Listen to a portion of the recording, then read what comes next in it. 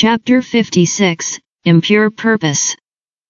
Shenzai knew the relationship between Yanlin and Zhang Xuning. After all, when Yanlin was choosing a companion, she made a special trip to tell her, and she seized the opportunity to ridicule her for a while. Now he has directly separated his relationship with Ningning. Seeing the expressions of these two people, she was confused and a little angry for no reason. She was very upset for Zhang Xuning, and she was about to attack when she stepped forward. Yanlin, what are you dash?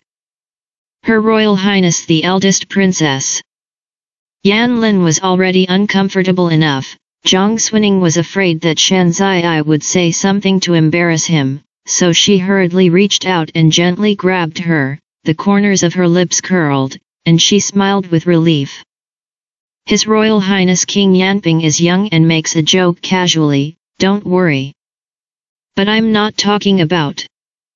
It's not the King of Yanping. Shenzai stopped as soon as she pulled her, and just wanted to argue, but in the blink of an eye, she saw a little earnest request in Zhang Xuning's seemingly calm eyes, although she couldn't figure out why anyway, but she couldn't say it anymore after being full of questions. After all, she didn't know what was going on between them. At that moment, he turned his face blank, followed Zhang Xuning's words, and said to King Yanping, if you talk nonsense in the future, see how I go to the imperial brother to sue you. King Yanping was simply dumbfounded. Until Shenzai pulled Zhang Xuning and left with everyone, he didn't understand that he just said a word, and it was not a joke. Why was he suddenly scolded for being bloody?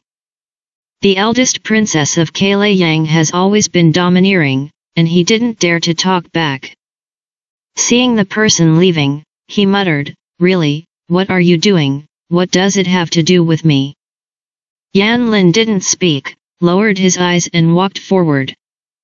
The few people who were traveling with him didn't notice his strangeness very much, although they all felt that Yanlin seemed to be a little silent recently, but he looked more stable than before, faintly fading the youthfulness of a teenager, and there was a kind of maturity that gradually understood the world. So he only thought that he was going to change his crown ceremony, and he didn't think much about it. Although King Yanping was puzzled by his relationship with Zhang Xuning, he didn't want to ask much in front of others, so he had to hang his head and stuffy his face and go to Fengshen Hall with them. Xiaowei was still staring at the place where the little white cat had stepped on the edge of the window in the side hall at this time, and his two long eyebrows were slightly twisted, as if he was thinking about something tricky. However, when everyone came in after passing the news, their faces were as usual. There was an ink thread between his fingers, and when he turned his head, he saw Yanlin standing next to King Yanping, and only asked, why are you here? The people did not speak. Someone stood behind and kicked King Yanping. King Yanping didn't stand firm immediately, staggered a few steps forward, and suddenly appeared in Xiaowei's sight, blushed, and opened his mouth a little shyly. Yes, it was the student who listened to Mr. talk about the strategy a few days ago, and after going back, my father asked the student to make a discussion on the topic of going to school. I want to ask my husband to palm my eyes, and then take it home to show my father. Everyone behind them snickered. King Yanping was annoyed. What are you laughing at? Laugh today, and it will be your turn tomorrow. Yanlin also curled his lips slightly. It's just that after laughing, the gloom not only did not dissipate, but soaked deeper. He should have been like King Yanping, with a little recklessness when he was young and ignorant, but now he can't. As soon as Xiaowei heard it, he knew that King Yanping was afraid that he would go home and be scolded if he didn't write well, so he also laughed, but he looked generous, and said, His Royal Highness King Yanping has done very well in the past few months, and his studies are second to none among his peers. However, since His Royal Highness has come to invite him personally, Xiad is also curious about His Highness's recent growth. It's just that this Fengshan Hall is the place where Her Royal Highness the eldest princess goes to school, but it is inconvenient for many of you to be here, so let's go to Wenyuan Pavilion to see it again." Everyone said yes. King Yanping also immediately showed joy on his face, and said again and again, "There is Mr. Lao." Xiaowei casually put down the ink line between his fingers, and only said that he had to clean up a little in the side hall before leaving, and let everyone go to Wenyuan Pavilion first, and he would come over later. And the crowd frolicked and went first. It's just that when they walked to the door, Xiaowei called, "I chose the wood for chopping the qin, and a few pieces are no longer used. Can you please Yan Shiza stay and help move it?" Yan Lin was stunned, his footsteps stopped suddenly, and he subconsciously replied, "I am willing to serve Mr." Everyone looked back and didn't think much about it, said hello to Yan Lin and left. But when Yan Lin, who stayed behind, re-entered the palace, he suddenly thought, "The little eunuch is standing outside the palace gate. I heard that this time Mr. Xie's wood for chopping the qin was specially selected by the Internal Affairs Office, and the rest does not need to be returned to the Internal Affairs Office to let the little eunuch go, so why do you want him to help move it?" Xiaowei remained silent, pointed to the 2 pieces of beech wood in the corner of the long table and said, "These 2 pieces are not used, there is Lao Yan's son."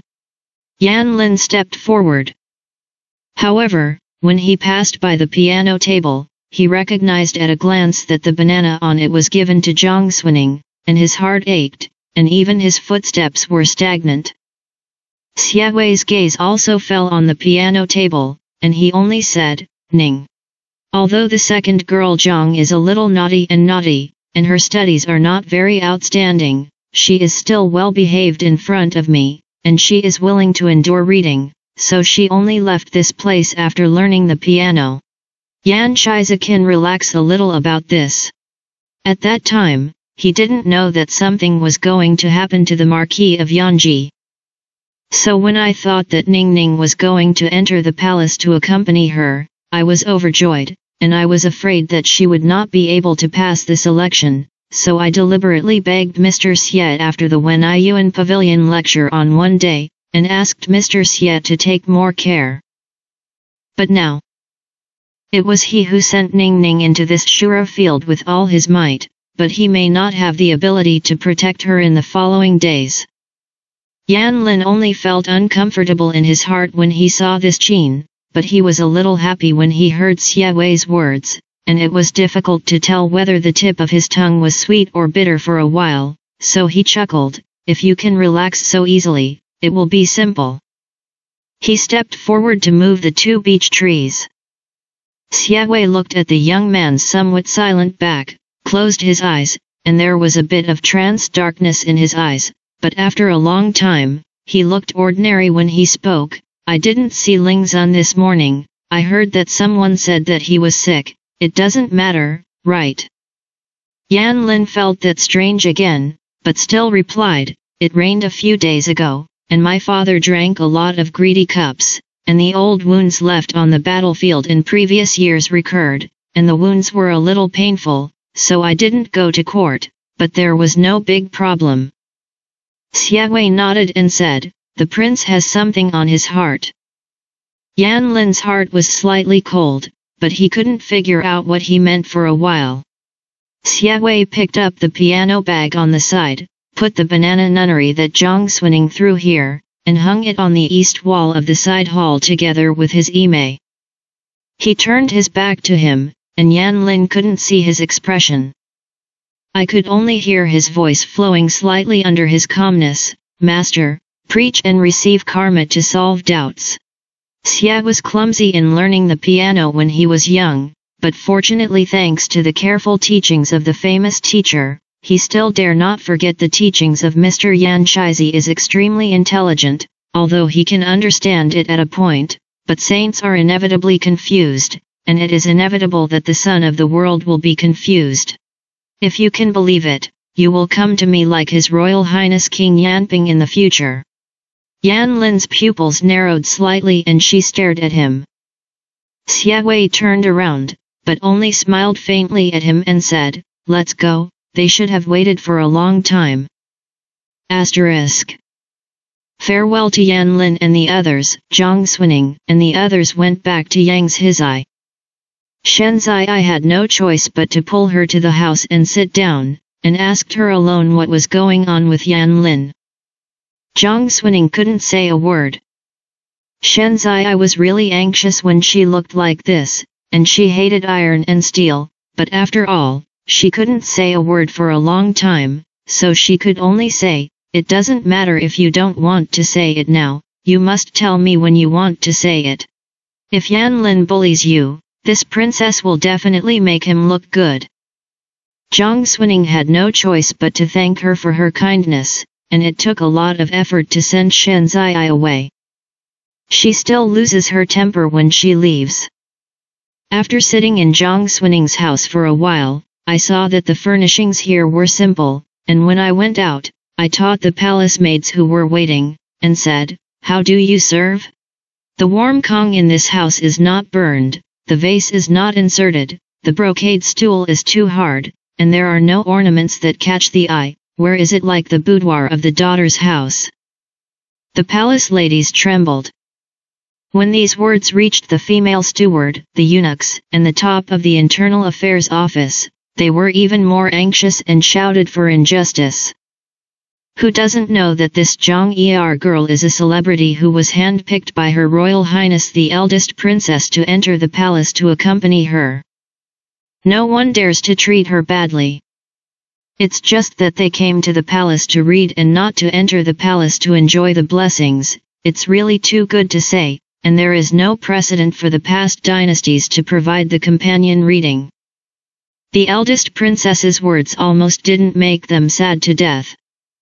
But at the beginning of the Shen period, a steady stream of new things were sent from the Internal Affairs office like water, and the steward eunuch smiled as if he had smeared honey, and only said to Zhang Xuning, "Her Royal Highness the eldest princess sent a message to Zhang Er's girl to buy a house to buy, and the slaves didn't dare to be sloppy, and the furnishings and bedding were replaced with the best ones. Take a look." In Yangzizai, everyone is talking about meeting Yan Lin today. If the relationship between the two is close, and Yan Lin wants to perform the crown ceremony, then they can talk about marriage soon, and there is no need to hide too much in the relationship, and ridiculing 1 or 2 sentences is nothing. Everyone was afraid of Zhang Xunning's 3 points, because they guessed that the in-laws of Zhang Mansion and Yan Jiho Mansion should have been secretly decided. Unexpectedly, Yan Lin denied it in person. This is not what you know at the beginning. Most people have never been able to see others good, and prefer to fall into the well rather than send charcoal in the snow, let alone Zhang Xunning's eye-catching and heart-piercing.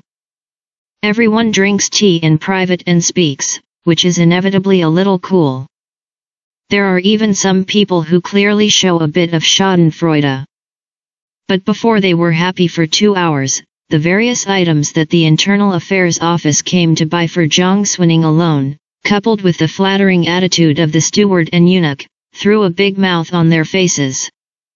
Before the ridicule was finished, they were all beaten and shut up. One by one, their hearts were sour, their eyes were full of jealousy, and they watched the group of people waiting in Zhang Xunning's room to get busy.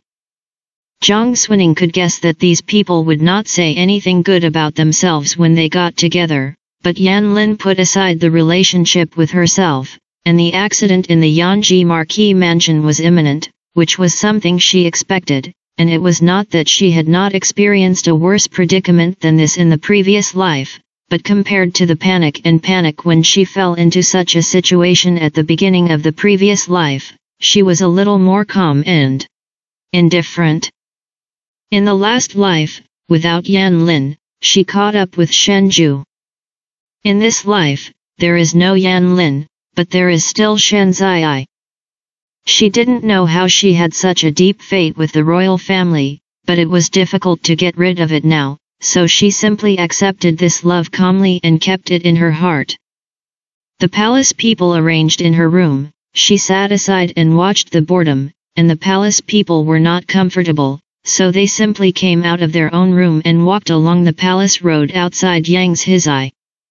After walking 2 steps, you can see the brilliant glazed tiles on the cunning palace. Then she remembered Zhang Bao. It is not enough to have Shen Zai, the people at the top can't see the filth and pickle at the bottom, so it would be great if there was someone below. It's just that I don't know, it was Shen Zhu who saved him in the previous life, and it was himself who saved him in this life. Will Zhang Bao still make the same choice as in the previous life? As his mind turned, Zhang Xuaning's footsteps had stopped. She can't go any further. After all, a new companion in the palace, and now there is the incident in Sinang Palace. Everyone in the palace walks with their heads down. If she walks around and causes trouble, no one can save her. So he turned around and wanted to go back. I didn't think that as soon as I turned around, I saw that in the direction of Cunning Palace in front of me, a person wearing a navy blue eunuch costume walked over, and when he stood up, he was quite tall, his face was white, his eyebrows and eyes were delicate, and although there were still some scars on his face, it was much better than when he knelt there and was punished yesterday. Zhang Xuaning recognized it at a glance. But before she could speak, Zhang Bao had already taken the first step to speak. Zhang Bao has seen the second girl Zhang, thank you for her words to save her yesterday. He should have entered the palace when he was young, so his voice was slightly soft, and when he saw Zhang Xuaning, his eyes moved slightly, and his eyes seemed to be shining on a lake with melting snow by the spring sun, and he was warm. Zhang Xuaning knew that this person was meticulous. In the previous life, he was also Shen Zhu's right-hand man. He could think of the details that Shen Zhu could think of. If Shen Zhu had any omissions, he would definitely know if he asked, but he never showed his ability in front of others, just did things silently. In this way, few people noticed her. She is also the queen, so she knows who Shen Zhu trusts the most, and she has also witnessed Zhang Bao's choice, so she knows what kind of fierce blood is under this person's soft appearance, and she is willing to risk her life for one thing. Shen Zhu saved him out of pure kindness. But when she saved him, it wasn't. Zhang Xuaning didn't know if he came to find him or met him by chance, but it didn't matter. She stared at him for a long time, and only said, "But my purpose is not simple." Zhang Bao was stunned. He was supposed to be thankful for the favor he had received, but there were so few people in the palace who gave charcoal in the snow that he tossed and turned last night on the narrow and hard bed, and it was difficult to sleep. But I never thought that the girl in front of me would answer like this. Chapter 57, Sweetheart. His family was not well off, and his parents sent him to the palace as a eunuch when he was young in order to support the family. There are still many people like him in the palace. Sometimes, he wondered why it was him, not his brother, or someone else. But every time he thinks like this, another voice always rings in his heart. If it weren't for the compulsion of livelihood, how could his parents who love flesh and blood send their own son to the palace to be a eunuch? If he hadn't entered the palace, he might have starved to death or died of illness. Then all the resentment that has arisen will gradually subside. Zhang Bao thus became a person who was rarely peaceful in the palace. There are too many people here who are intrigued, and most of them come from an unwilling heart, wanting to get ahead, wanting to be that person. But he didn't want to. Don't fight or rob in the palace, do your own thing with peace of mind, and never mix with any deceit. Just wait until the age is released from the palace, go home, and see the family smiling at each other, and make tea for him with warm porridge.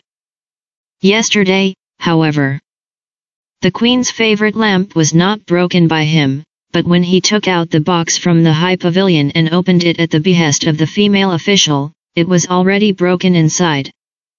This thing was brought by the queen from her mother's house, and it was often used to see things and think about people, and it was within his jurisdiction.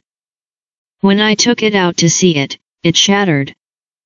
It is really normal for the Queen Mother to punish him in anger. Zhang Bao was willing to be punished. Just kneeling in front of the palace gate of Cunning Palace, when he was looked at with strange eyes by all the palace people and eunuchs who came and went, he couldn't help but think, how could the Jianzhan be easily broken when it was placed in the box so well? And none of the eunuchs who had been good friends with him in the past stood up to speak for him. Even if you are used to seeing the coldness of the people in the palace to protect yourself, you can't help but feel a little cold, right? Zhang Xuning appeared at this time. A delicate voice, sounding a little deliberate, like those concubines in the harem who pretend to be weak, some timid, and some cowering. Zhang Bao thought at the time, which Miss Jiao was about. But who would have expected that it was this Miss Jiao who made a simple sentence that made him immune from the harsh punishment of Cunning Palace? On the bright side, it was naturally the eldest princess of Liang who saved him. But anyone who has been in the palace for 2 years can see that it was Zhang Xuning who really saved him. Of course, the kindness of the eldest princess of Liang must be remembered in her heart, but it is this second girl Zhang who should be thanked even more. It was obvious that he had never known each other, but passing by, even his former friends did not dare to intercede for him at such a time, but there was such a stranger who met in the water to come to his rescue. Zhang Bao felt that it was a ray of heavenly light that came in through the dark cracks.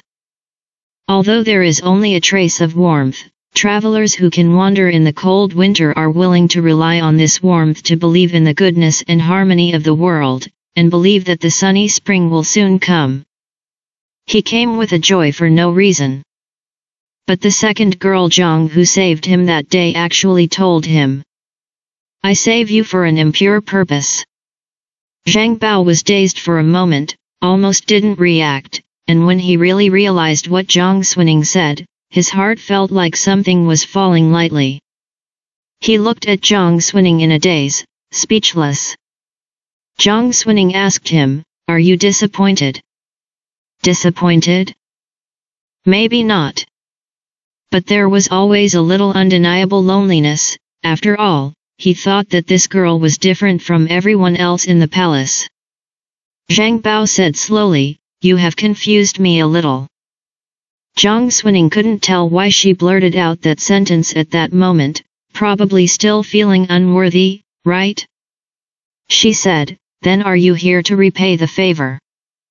Zhang Baidao, originally, it was planned. Zhang Xuning's eyebrows raised slightly, "What now?" Probably because her expression was too relaxed, she unconsciously made people relax. Zhang Bao felt that his heavy mood was also inexplicably lighter, and when he stared at Zhang Xuning, he found that she was looking at him with a very serious look. It was the look he had ever seen. Just like the day she saved him, there were thorns hidden under the delicate appearance. So there was a moment of trance, where is the same. Everyone in the palace is eager to paste the thick mask on their faces, layer after layer, so that people can't see themselves clearly. The girl in front of her is real, and she said so frankly that there is another purpose for saving him. If everyone in the palace is so open-minded, where will those pickled filths come from? He suddenly couldn't help laughing, his eyes were crooked like 2 buds of crescent moon, and he only said, "After you saved me, if you don't say it, the purpose is indeed not pure." Zhang Xuning nodded, "That's right, do you want to be kind to you and let you be used by me?" Zhang Bao was startled and said, "You are very magnanimous." Zhang Xuning only muttered, "That's when you didn't see my hypocrisy." But the voice was low. She continued, "After all, I heard that Steward Zheng is an honest and good person, and if he is loyal, he should also be handed over to worthy talents. Don't worry, I only stay in the palace for half a year, and I honestly don't do anything bad or hurt people, but I'm afraid that one day I'll be in a bad situation and be isolated, so I want to find someone to take care of in advance, so I won't be caught off guard if something happens. I wonder if Steward Zhang is willing to help. Zhang Bao is accustomed to the posture of people in the palace who say that they are half hidden at every turn, and he has not heard such straightforward words for a long time, so that after hearing this, he couldn't help but look left and right to see if there were any others nearby. It's just that after reading it, I feel a strange sadness. In the many years since he entered the palace, he has also been domesticated by this palace, so that although he has no intention of harming people, he is afraid that the wall has ears.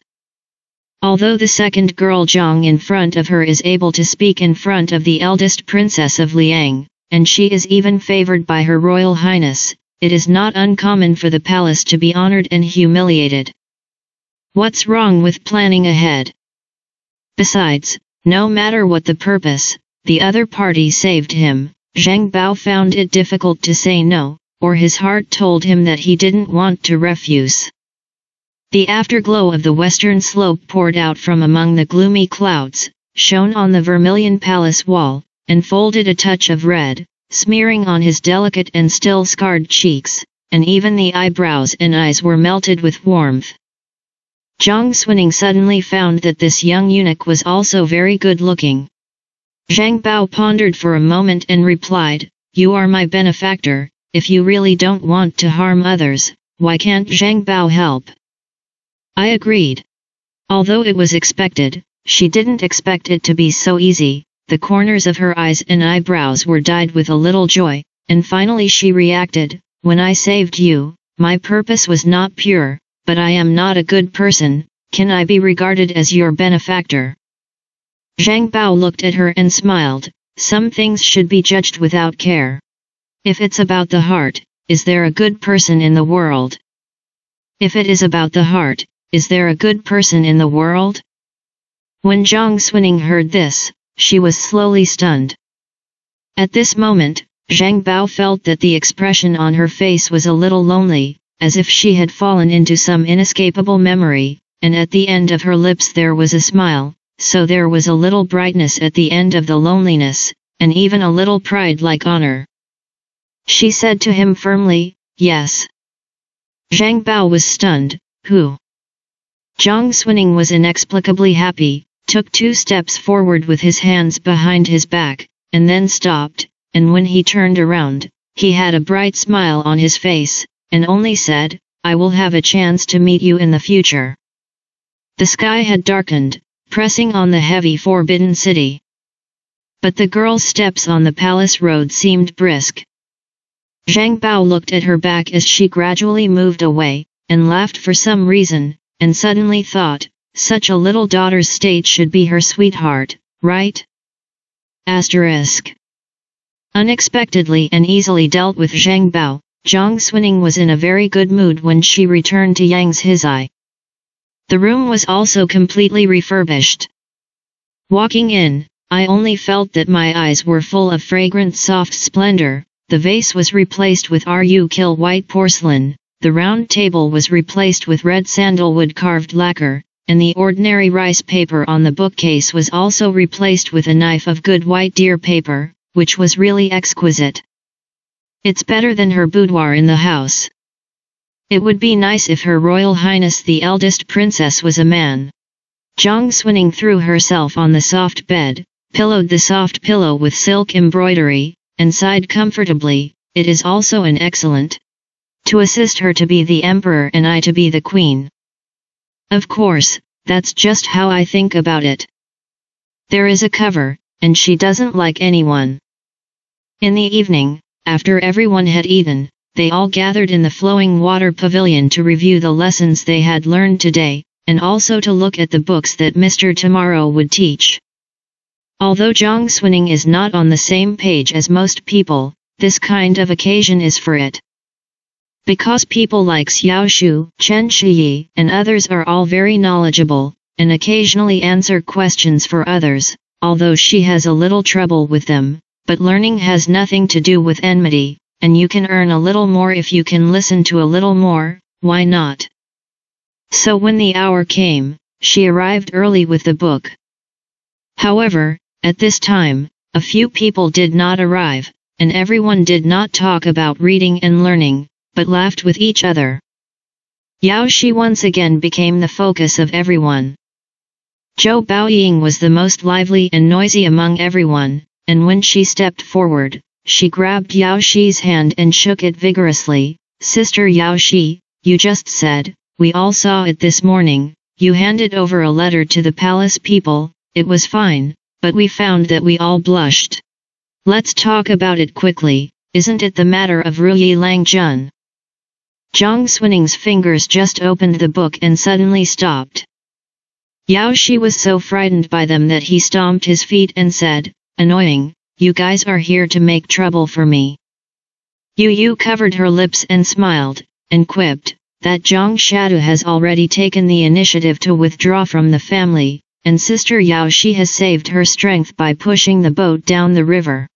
I can't find any good relatives in the future, where is the reason why I can't do it? Everyone nodded their heads. But unexpectedly, Yao Shi glanced at Yu Yu and shook his head, no. Yu Yu didn't react, isn't it? Everyone was quiet for a while, and they all looked at Yao Shi in surprise.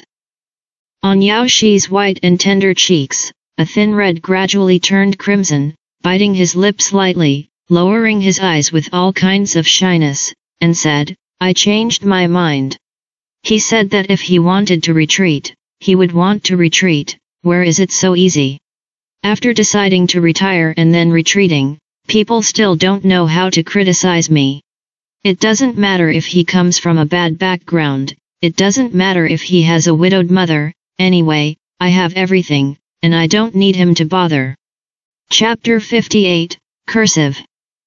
Everyone didn't expect Yao Shi to say this. Only Xiao Shu and Chen Shiyi, who were friends with her, seemed to have known for a long time, and there was no surprise on their faces. Yu Yu stared at her eyes and couldn't believe her ears, and even exclaimed a little uncontrollably, no, why did Sister Yao Shi suddenly look at Zhang Shat? When she entered the palace last time, what kind of attitude Yao Shi had towards her and Zhang Sha's family business, everyone still remembered it clearly. Why did Yao Shi's attitude change as soon as he got out of marriage? Everyone felt a little confused. Since the letter was sent out in the morning, Yao Shi's heart has never been so worried, not only a little worried about Zhang Sha's reaction, but at the same time there is an expectation that cannot be ignored. Expect Zhang Sha to surprise her choice. After all, there are definitely not many girls in this world who are willing to marry him knowing that his future is difficult and difficult to move an inch recently, but any normal man, after receiving her reply, will be moved, right? If she had heard Yu Yu say such a sentence a few days ago, she would have agreed with it, but now it sounded very harsh. She will marry Zhang Sha in the future. What's going on with Yu Yu's sarcasm? Zhang Sha? Yao Shi's eyebrows frowned slightly, glanced at Yu Yu, his voice became cold, and said, there is nothing wrong with Zhang Sha. Yu Yu was speechless. No matter how stupid a person is, when he sees Yao Shi's attitude, he knows that he may have said the wrong thing just now, so he had to smile wryly and said, yes, yes.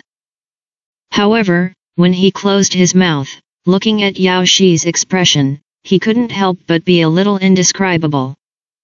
When Yao Shi turned her eyes and didn't see it, she couldn't even help but pouting the corners of her mouth.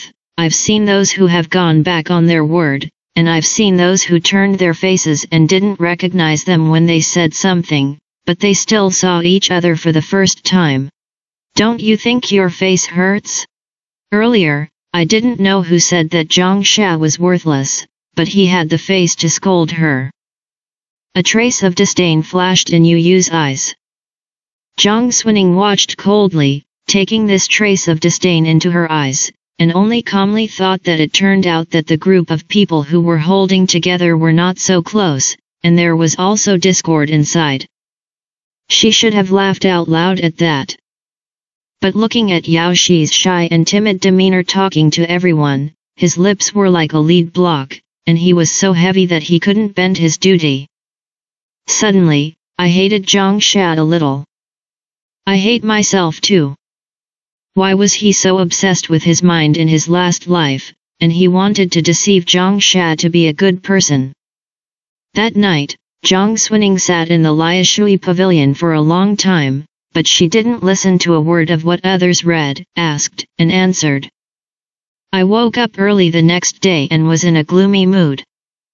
But I still have to go to Fengchen Hall to take classes. There are a total of 5 lessons, 4 gentlemen. Yesterday I learned the book of songs and the Qin, this morning to learn the 18 posts of the book and the book of rites of the Li, Xie Wei to teach the Wen and arithmetic together with tomorrow morning. Zhang Xuning and the others arrived a moment ahead of schedule as usual. It stands to reason that Shen Zai, the eldest princess of Liang, will be a little late, but she will also arrive before class. Unexpectedly, until Wang Ju, a bachelor of the Hanlin Academy who taught calligraphy, walked in from outside the palace gate, Shen Zai was nowhere to be seen. Why hasn't Her Royal Highness the eldest princess come yet? Calligraphy is also the first class, so it's not good if you don't come today. Isn't there anyone from the palace to pass it on? The crowd whispered. Wang Ju, a bachelor, is also in his 40s, with a hard black beard, a crown, and a broad belt, but a little elegant, seeing that it is almost time to go to class. He swept down and saw that there was no one in the middle of the first row, so he asked, Didn't Her Royal Highness the eldest princess come? What's the matter? Everyone shook their heads. Wang Ju's brows furrowed, he snorted softly, and said, Her Royal Highness the eldest princess has always been favored by the Holy Lord and the Queen Mother, and it is normal that you can't get up at such an early hour, and it's normal if you don't want to come. If you don't come, you won't come. Everyone was silent, and they heard that this Mr. Wang was not very happy, and they didn't dare to speak for a while. Zhang Xuning sat in the corner, but when she heard this, she stood up, bowed to Wang Ju, and said neither humbly nor arrogantly, This study is the intention of Her Royal Highness the eldest princess to ask for the saint, and His Royal Highness is also very happy to have all the gentlemen come to teach in person. Yesterday, like us, he came to the temple early, and abided by the rules set by the gentlemen, and was not a man who could not endure hardship. Presumably, I was late for class today, because there was a reason, and I hope that Mr. will have a lot of them, so I don't blame them for the time being. The favor and arrogance of Shen Zai, the eldest princess of Liang, are not new in the palace. Not to mention Wang Ju, even all the companions present subconsciously thought that Shen Zai should treat this school very casually. And she is the eldest princess, no one dares to say that she can come and leave if she wants to. Therefore, after listening to Wang Ju's words, he didn't feel that there was anything wrong. But Zhang Xuning came out to say this. Although the wording is euphemistic and the attitude is very humble, it seems that he is just explaining to Shen Zai, but once he says this to Wang Ju, the meaning is a little subtle. People who play with words have always been able to guess 10 meanings in one sentence. Even though she didn't seem to contradict it, those who could hear it were always unhappy in their hearts.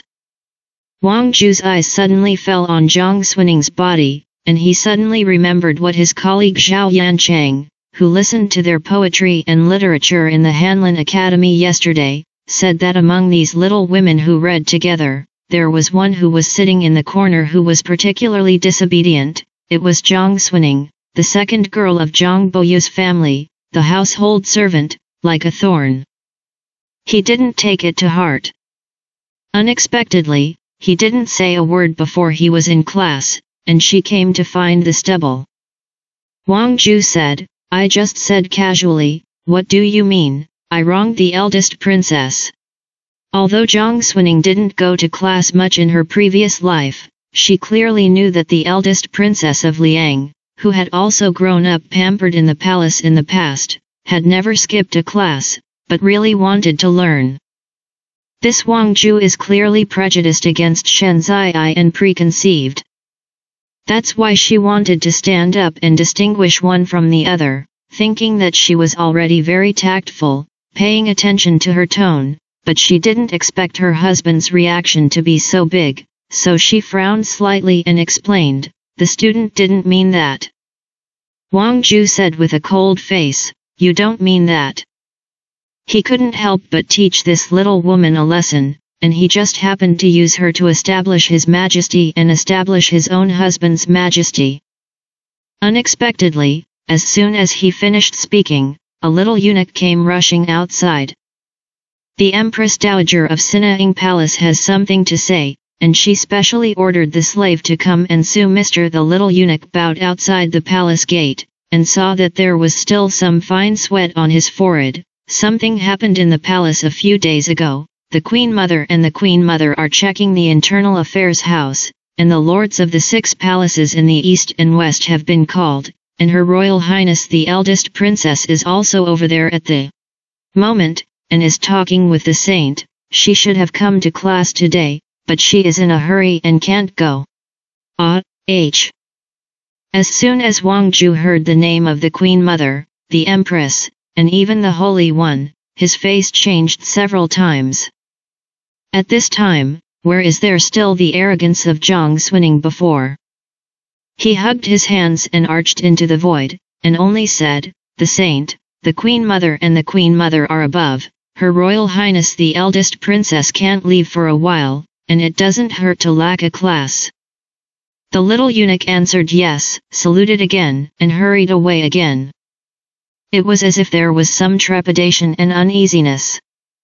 As soon as Zhang Xuning heard the words "check the Internal Affairs Office," that the person who came just now, her heart jumped suddenly, thinking of the case of Yu Ruyi, and then thinking of the little eunuch's expression. She knew that the bloody rain in the palace in the past few days was indispensable. That Yanji Marquis mansion. Wang Ju didn't notice so much. As soon as he wanted to reprimand Zhang Xuning, he was sued by Sinaing Palace, and he was somewhat unable to get off the stage. It's just that the more this happens, the more annoyed I become. After the eunuch left, Wang Ju saw that Zhang Xuning was still standing in the corner, and he didn't give a good face, and said, "Who in the world has such no rules in the school, and the students can refute it when Mr. speaks?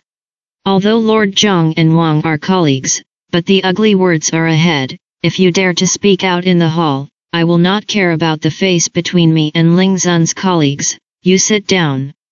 Zhang Xuning narrowed her eyes and covered the eye knife that almost shot out. He didn't have a seizure at the moment, but said, "Thank you, sir." After saying that, he sat down in a proper manner. With her as a lesson from the past, everyone saw that although Wang Ju's face was elegant, he was a person who was not easy to get along with, and he was extremely respectful and honest in class. He taught calligraphy. So the first lesson of the school is to look at everyone's calligraphy foundation first, and when I look at others, I still think it's good, but I just walked in front of Zhang Xuning and frowned, and only said, "The little daughter's handwriting should be beautiful and elegant, or dignified and quiet, and it is good to change to hairpin flower Ziokai in the future, and it is not bad to learn Zhao Menfu and Wang Zizi, and it is not bad to learn Lu Yan. Cursive is wild and masculine, like a river and sea, which is more suitable for men, and the daughter's family learning cursive inevitably seems uninhibited and unruly, and she is very disobedient to discipline. In the future, you don't want to learn this cursive script, start from the regular script one stroke at a time." Zhang Xuning learned to walk grass. The grass in the previous life was taught by Shen Ju. At that time, the two were newly married Yan'er, who cannot love the color of a man. She is good at casting people's favorites, so when she first became the princess of Linzi, she loved calligraphy for a while, and forced herself to practice regular script for a long time, but all kinds of font calligraphy to learn. I felt that I was framed in a cage, how to write, how to be difficult. Until one day, Shenju suddenly wanted to say to her, why not try cursive? Since then, it has been out of control. Or flowing clouds, or wild and wanton, the pen walks everywhere, the thoughts are like flying, after a long day, although it still does not enter everyone's eyes, but occasionally there are a few words written to see spirituality. Shenju was very happy at first. But one day, after seeing a line she wrote, what is the same, the world is a sand gull, I was silent for a long time, and I looked at her inexplicably for a while. That gaze made her a little flustered, and she didn't know where she had written, so she asked him, is it bad to write again? Shenju blinked and said, no, it's good. Zhang Xuning was ignorant at the time, although he heard him say that it was very good, it could be seen that he didn't look like he was very happy, so he didn't learn this anymore. Over time, this matter faded into oblivion. But sometimes when she saw the arbitrary cursive writing on the calligraphy and paintings from the tribute below, she occasionally remembered that time. It's just that Shenju has become the emperor, and she doesn't dare to ask. Only one day by chance, she mentioned to Xiao Dingfei that the fake young master who dared to do anything was so happy to slap his hands and laugh, looked at her playfully and said, my mother, there is a saying called seeing words is like seeing people. Even if the writing is not good, or you don't realize it, you can still see a bit of the truth. Chapter 59, Let's Do It. Xiao Dingfei is open-mouthed. Since returning to Beijing, he is the leading gentleman in Beijing, fighting cocks and lackeys, arguing for money, all of them can't, and all of them are fine. Only Dingguogong Xiao Yuan was so angry that he was dizzy, and when he saw Xiao Shu, who was the imperial concubine in the palace, he deliberately wanted to use the dignity of the elder brother to press her, and he went to the side of Xiao's rival Zhang Xuning all day long, and the old and young of the clan directly scolded him for disobedience, but he couldn't. The government and the opposition only regard him as immortal, and if he can live, it is God's eyes. Grew up in the Tagu market, do you still expect him to become a great weapon? It was because the civil and military officials had a rare tolerance for him, and the royal family was ashamed, and they did not dare to embarrass him, which made this person more and more wanton. It's just that Zhang Xuning sometimes feels that he has the same temperament as this person, even if he is frivolous and debauched. No matter how you look at it, it is more pleasing to the eye than the group of people with honey-bellied swords in the court, and he can inexplicably play with him. Others also joked that the queen's mother favored Xiao Dingfei, probably because she was in sympathy with this gentleman.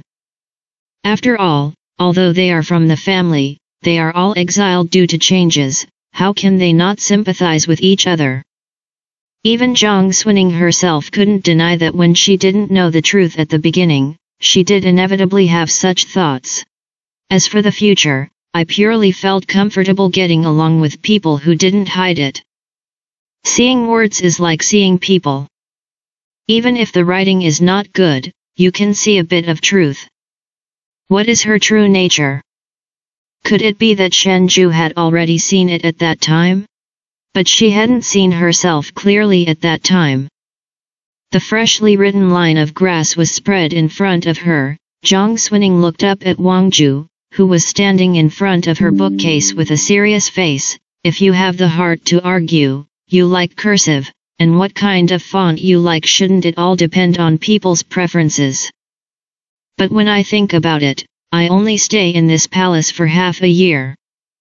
Learning a regular script should be a pleasant temperament, why bother to make trouble with Mr. again, and don't you make trouble for yourself when you turn around? When she leaves the palace, she can write whatever she wants, who can care if she can't do it? It was quickly calmed down. She bowed her head to Wang Ju and said, what Mr. teaches is that students should remember. Wang Ju nodded with satisfaction and said, I finally have the appearance of being a student. Then he turned around and walked to the temple, and asked everyone to open the first post in the 18 posts. explain it first, and then let everyone try to copy it. If you ignore that he has very strict rules and does not allow students to ask half a sentence or question half a sentence in class, he is not a good gentleman who follows the rules. When he arrived at Deshenzhen, Wang Ju packed up his things and went to school. As soon as he left, everyone immediately breathed a sigh of relief. Fang Miao couldn't help but glance at Zhang Suining, and said with palpitations, "It's really scared me to death. I thought that Zhang Er's girl was going to be the same as the day before yesterday to Mr. Zhao. This Mr. Wang is also a fierce person who is not easy to mess with. Fortunately no, fortunately no." Zhang Suining said in her heart that she just asked Zhao Yanhong yesterday what to do with the word, no matter what, it has nothing to do with the word conflict. But the person surnamed Zhao watched the dishes and self-righteously held the dignity of being a teacher. Putting aside the position and planning, Xiaowei's knowledge and foresight do not know how many mountains to go higher than the surname Zhao, but he is humble and has never turned his face because of 2 questions from others, which can be seen from his cultivation. She was not very happy in her heart, so she only smiled back to Fang Miao kindly, and did not answer. It's just that Chen Shiyi has had a falling out with Zhang Suining since the first day of school, and she still remembers the dispute between the two over the literature taught by Xiawei, but in the past 2 days of school, she has seen Zhang Suining angry everywhere, and she can't help but be happy. After all, there are a few like Xiawei. Aren't the gentlemen who teach other homework follow the rules and abide by the rules and the law? She took over Fang Miao's words and said with a smile, "Mr. Wang, the bachelor of the Hanlin Academy, is not an ordinary Shilin Kinghui. His ancestor was a well-known salt merchant in Yangzhou, and later made enough money and the family gave up business to become officials, and there are already 3 Jinshi in Mr. Wang's family. Today's Lianghui salt transport envoy Wang Xian is his cousin, and he is not an isolated and helpless poor Hanlin in the court. So naturally he will not flatter anyone when he sees him. Like a household servant, people may not be afraid." Among the people present, only Zhang Suining, whose father is a household servant, who in the crowd couldn't hear that this was stabbing her. All turned their eyes to look at Zhang Suining for a while. However, Yu Yu was slightly stunned when she heard the word salt in the 2 Hui salt envoys, and remembered that she had ordered the people below to verify it before entering the palace this time, and she thought about it a little, but she forgot to fall into the well at this time and ridicule Zhang Suining. Zhang Suining didn't pay attention to the others, only snorted lightly, and said, "You see that I'm not used to saying it directly, but it is looked down upon by people like this. I know that you Miss Chen Shi are the pearl of Chen University's palm, and those who don't know are afraid to think that Wang Xian, the 2 Hui salt envoys, is your father." Chen Shiyi's face changed, "You dash." Zhang Suining grew up in the countryside, she has been sharp since she was a child, and she has never lost to anyone in quarrels, and she is generous when it comes to arguing with different people. It's just that sometimes it's not noisy, and others really think she's a good match. She laughed, "If Miss Chen really has that leisure, it is better to go through the roster of the 2 Hui salt transport envoys of the past dynasties and see which one has died well in office. I don't know how to pick a good one for others, and how much knowledge you have." After all, Chen Shiyi grew up in the boudoir, her family education is very strict, and she has never been in the countryside in the market, and she has never heard of such spicy and sarcastic words, but now she was thrown in the face by Zhang Suining, and the whole person almost exploded. "I wanted to talk back, but I couldn't say the right words for a while." His face was red and white for a while, and he felt so embarrassed, and when he couldn't bear it anymore, he finally got up suddenly, stared at Zhang Suining with a pair of eyes, his delicate palms were raised high, and his 5 fingers were tight, and he was already dizzy, and he wanted to hit Zhang Suining. Zhou Baoying was quietly eating snacks brought to the hall next to her, and she didn't understand what she was saying when she saw that they were arguing, and when she raised her eyes, she saw that Chen Shiyi, who was very well cultivated, was about to do it, and she was so frightened that she choked on the candied fruit in her throat. The more timid ones such as Yao Rongrong exclaimed even more. Zhang Xuning saw that she was still in this battle, and raised her eyebrows playfully. It's just that I didn't expect that. Just as Chen Shiyi's slap was about to fall, a neat salute voice came from afar outside. Meet Her Royal Highness the eldest princess and say hello to your highness. Shen Zai is here. Chen Shiyi's slap was held in midair, but it couldn't fall no matter what, and before she had time to put it away, she had already seen Shen Zai's rare and somewhat dignified figure appear outside the hall gate, and the whole person's mind suddenly boomed, and it was blank. Shen Zai just came from Sinning Palace. After all, she also grew up in the palace, and she could already faintly smell the prelude to the bloody rain, so she was not in a good mood. When she walked in, she saw Chen Shiyi's slap raised towards Zhang Xuning. Didn't react for a while, and asked in a daze, "What are you doing?" Chen Shiyi immediately withdrew her hand and wanted to explain, "Your Highness, I just now." Zhang Xuning sighed in her heart. It came too early. This slap hasn't been hit yet, the effect is inevitably much worse, and it is not very convincing for her to sell miserably, otherwise it is necessary for Chen Shiyi to stand and kneel and walk. Who is not good at learning and timely rain song Zhang? She scolded a sentence, but her posture was not ambiguous at all, the corners of her mouth pulled down, her eyes drooped, she burst into tears, and cried to Shen Zai aggrievedly, "Your Royal Highness the eldest princess, Chen Shiyi just said that I would just do it, she still wants to beat me." Shen Zai's face instantly turned cold, and she frowned and looked at Chen Shiyi. "What do you mean? Chan Shukyi? All of them? Who said that people can't talk back? What kind of operation is this kind of small report that doesn't agree with each other, sheds tears, pretends to cry, sells, and beats up miserably?" Chapter 60, Cats. Chen Shiyi has never been stimulated so much since she was a child, and because she had a disagreement with Zhang Xuning first, she couldn't bear this breath no matter what. She was dizzy for a while, and raised her hand in anger. Even if Shen Zai doesn't appear, this slap may not really fall. After all, everyone is the eldest princess to read, and arguing two sentences can be said to be a quarrel. Whoever makes the first move will be the one who is at fault, and she doesn't need to toss with Zhang Xuning like this. The eldest princess of Kola Yang is neither early nor late, but she appeared at this moment. It's embarrassing. It's just overwhelming.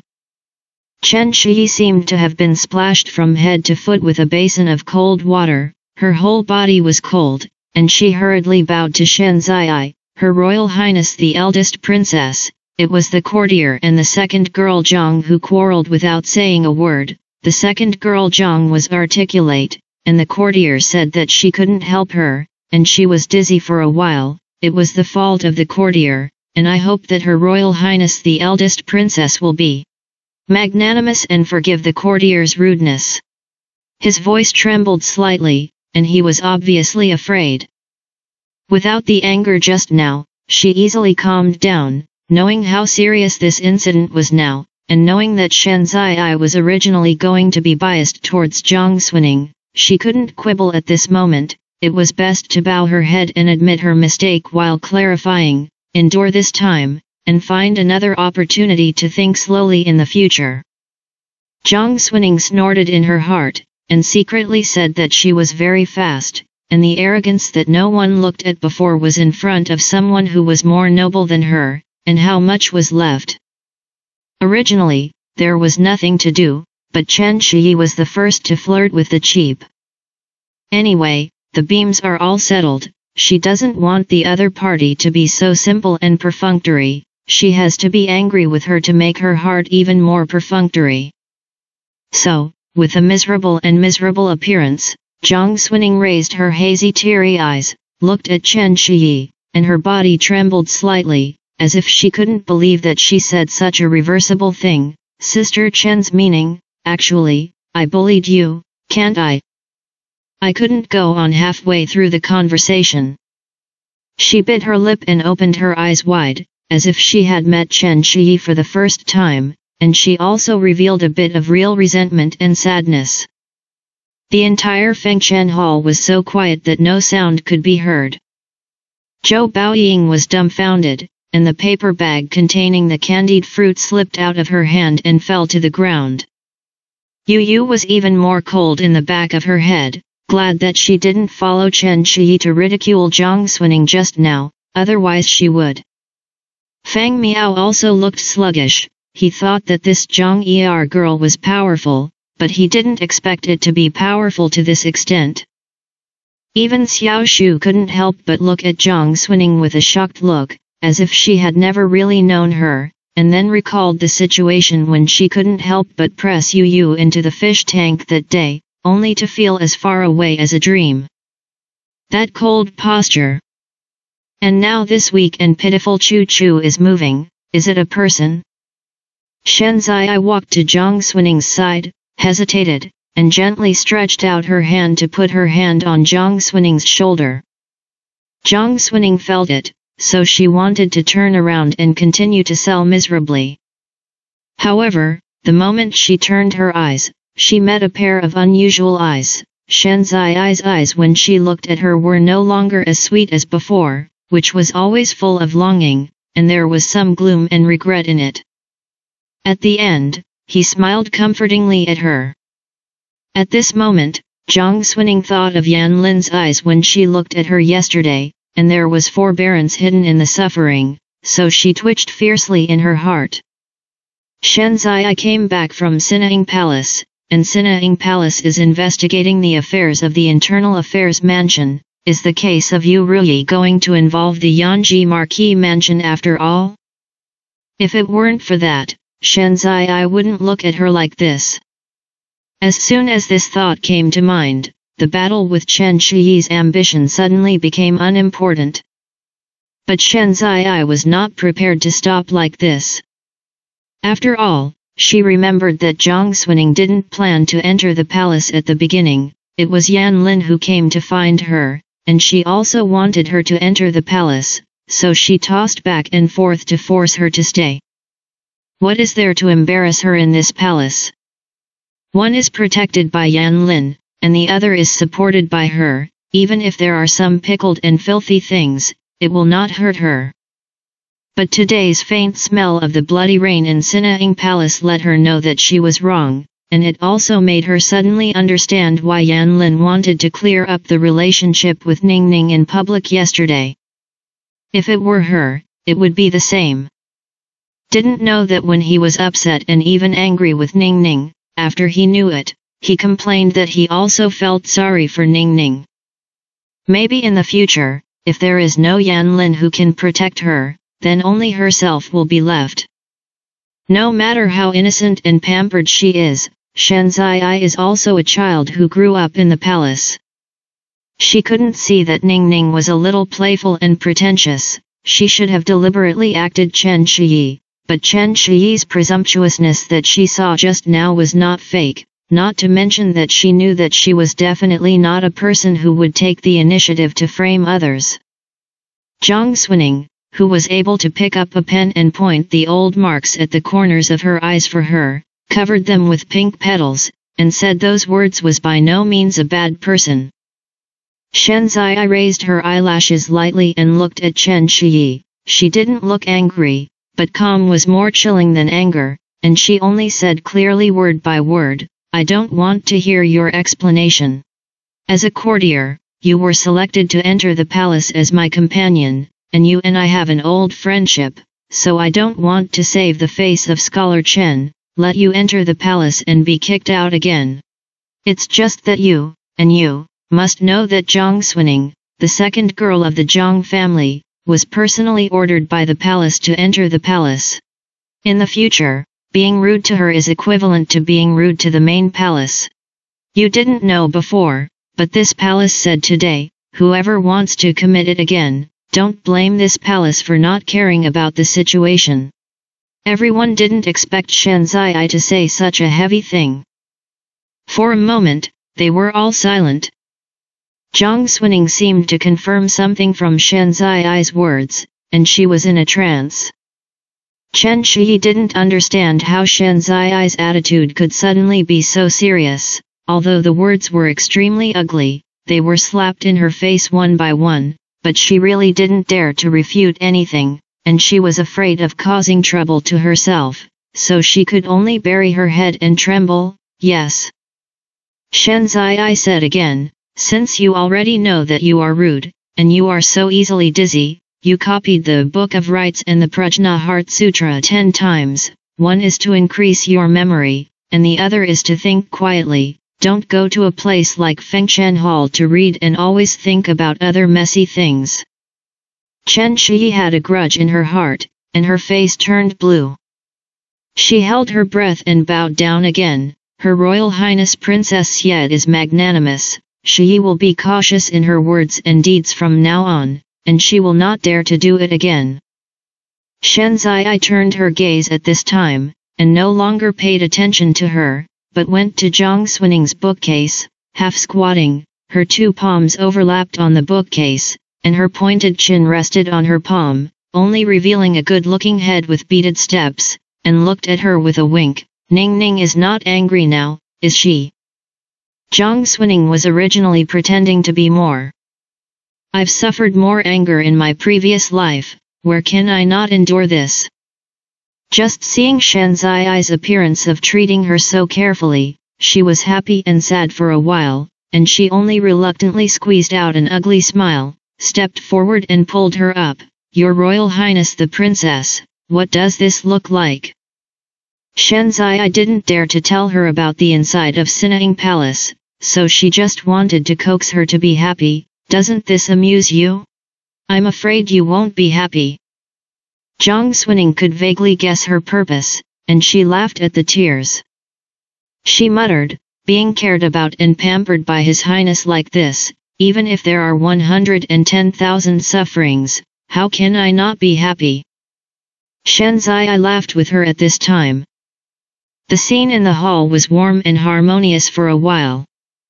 But this harmony is theirs, and the others can't get in at all when they look at it. Chen Shi's face changed.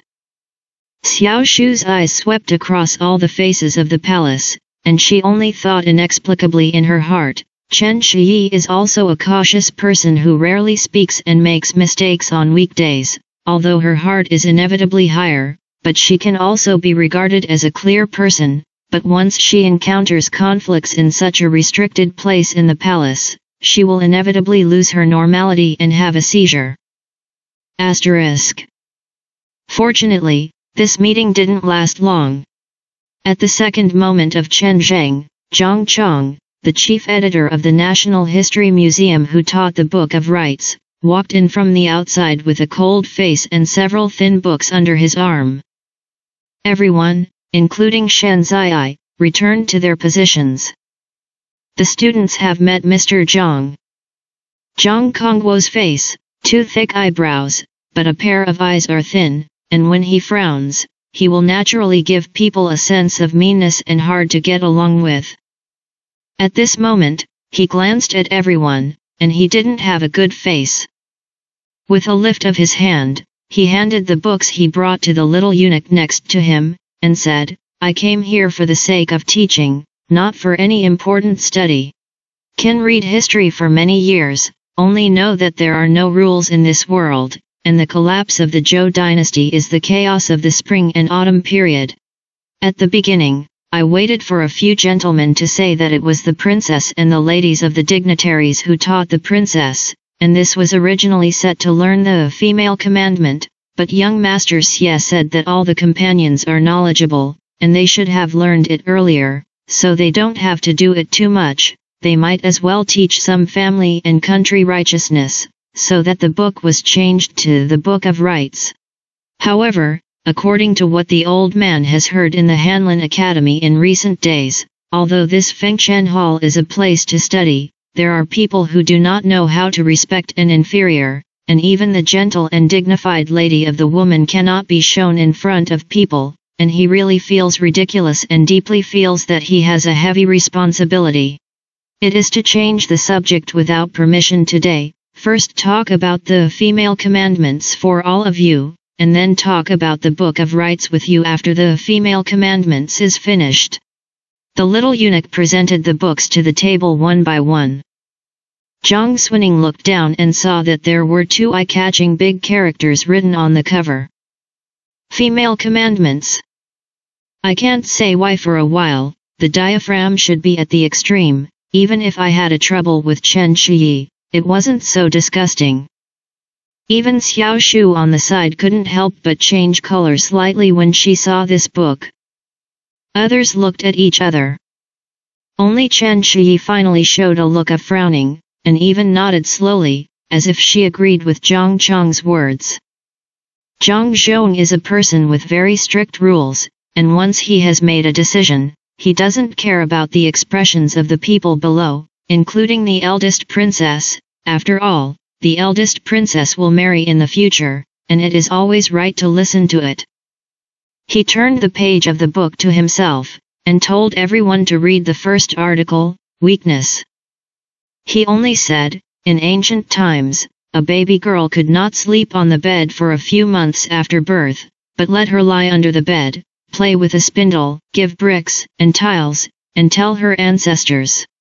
This is to show the lowness of his birth and the low status of his position.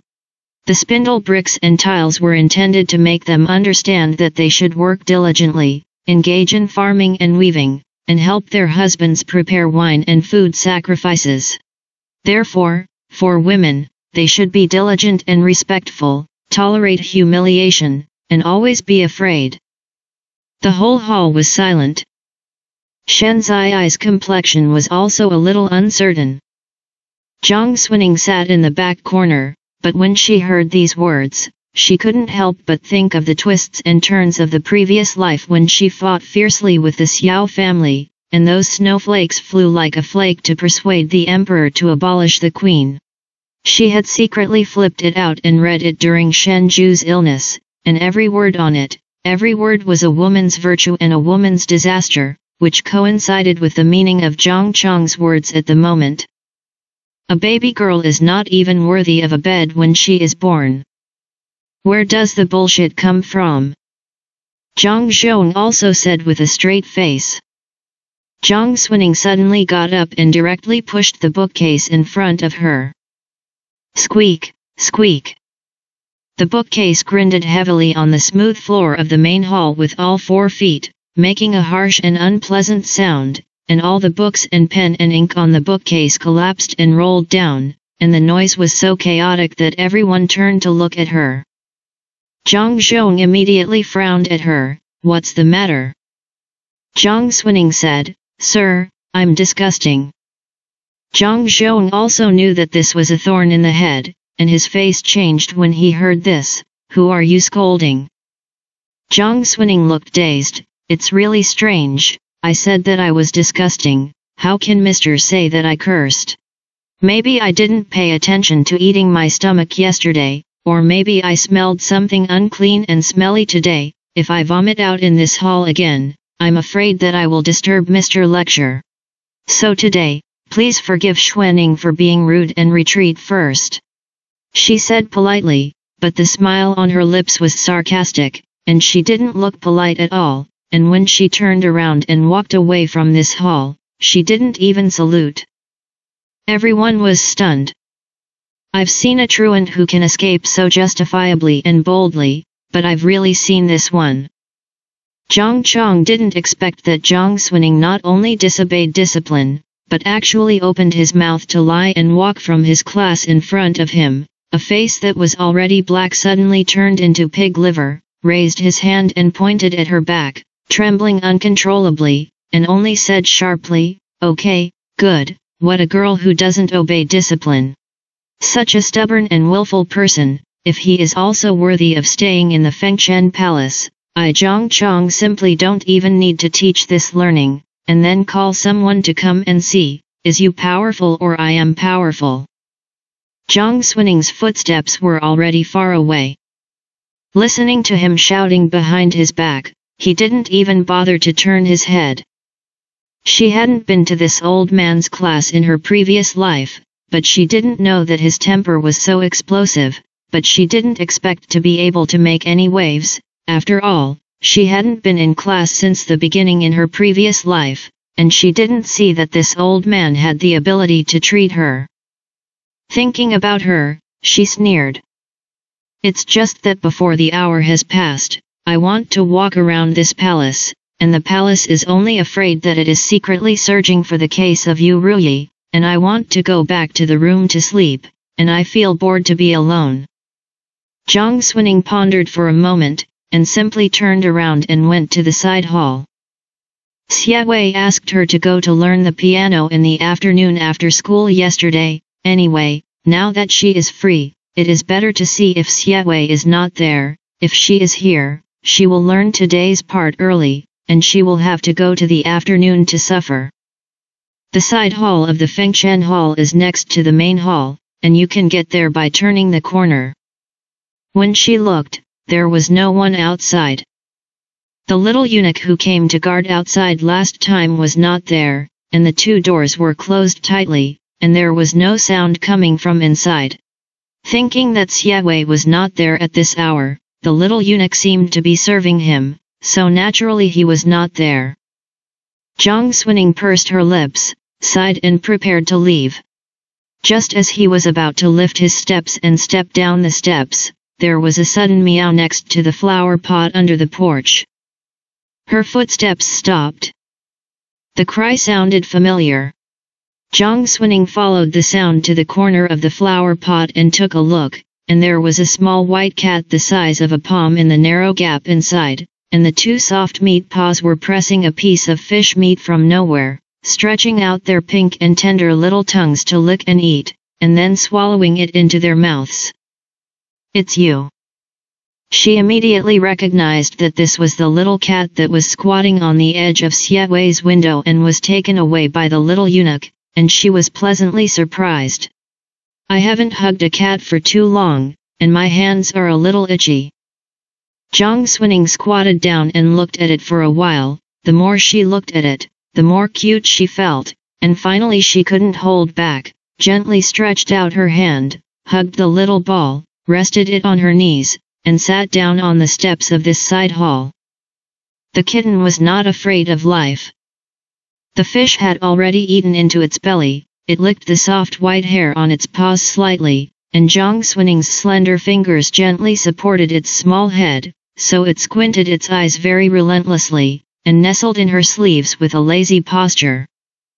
Zhang Xuaning only felt that there were no worries at this time. The side hall was silent, the sky was shining on the steps, and a girl in a snow-green dress sat lazily on the steps, caressing an equally lazy little white cat. I could faintly hear the sound of Zhang Zhong lecturing from the main hall. Zhang Xuaning didn't even hear it. Just after sitting on this step and petting the cat for a while, she suddenly heard the sound of hurried footsteps from the other side of the palace wall, and the voice of a eunuch was lowered. The slave will come back later to invite the young master. Thank you. Zhang Xuaning was stunned, and the footsteps had arrived at the gate of the palace. She subconsciously quickly hid the kitten that was originally resting on her lap into her wide sleeves, tidied it up a little, and then looked up at the palace gate. Xie Wei really appeared there. He obviously didn't expect that there would be someone in front of the side hall, and as soon as he raised his eyes and saw Zhang Xuaning, the frost-like coldness on his face had not had time to put away, and Shang Xian Senran's gaze fell on her. Zhang Xuaning was stunned, and the hairs on her back almost stood up. It's just that the next moment he retracted, letting this chilling Senran disappear quickly, as if it was an illusion for a moment, and disappeared in the blink of an eye. Reappeared in front of Zhang Xuaning, and it was the flawless Xie again. He glanced at Zhang Xuning, who was still sitting on the steps, and then glanced in the direction of the main hall, and the two clear long eyebrows couldn't help frowning, walked up and stood still, and asked, "I asked you to come in the afternoon, and Mr. Zhang is still lecturing at this hour. What kind of system do you sit here if you don't listen to the class?" Zhang Xuning held the cat in her sleeve and didn't dare to move.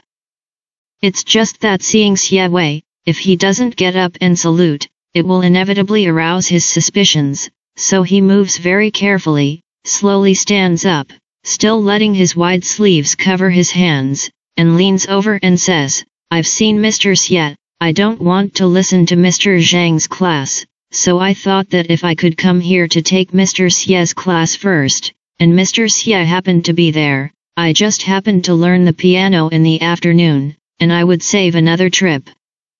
She scolded herself in her heart. The best choice just now was to throw the cat out, and it had nothing to do with herself. But now it's too late to regret it.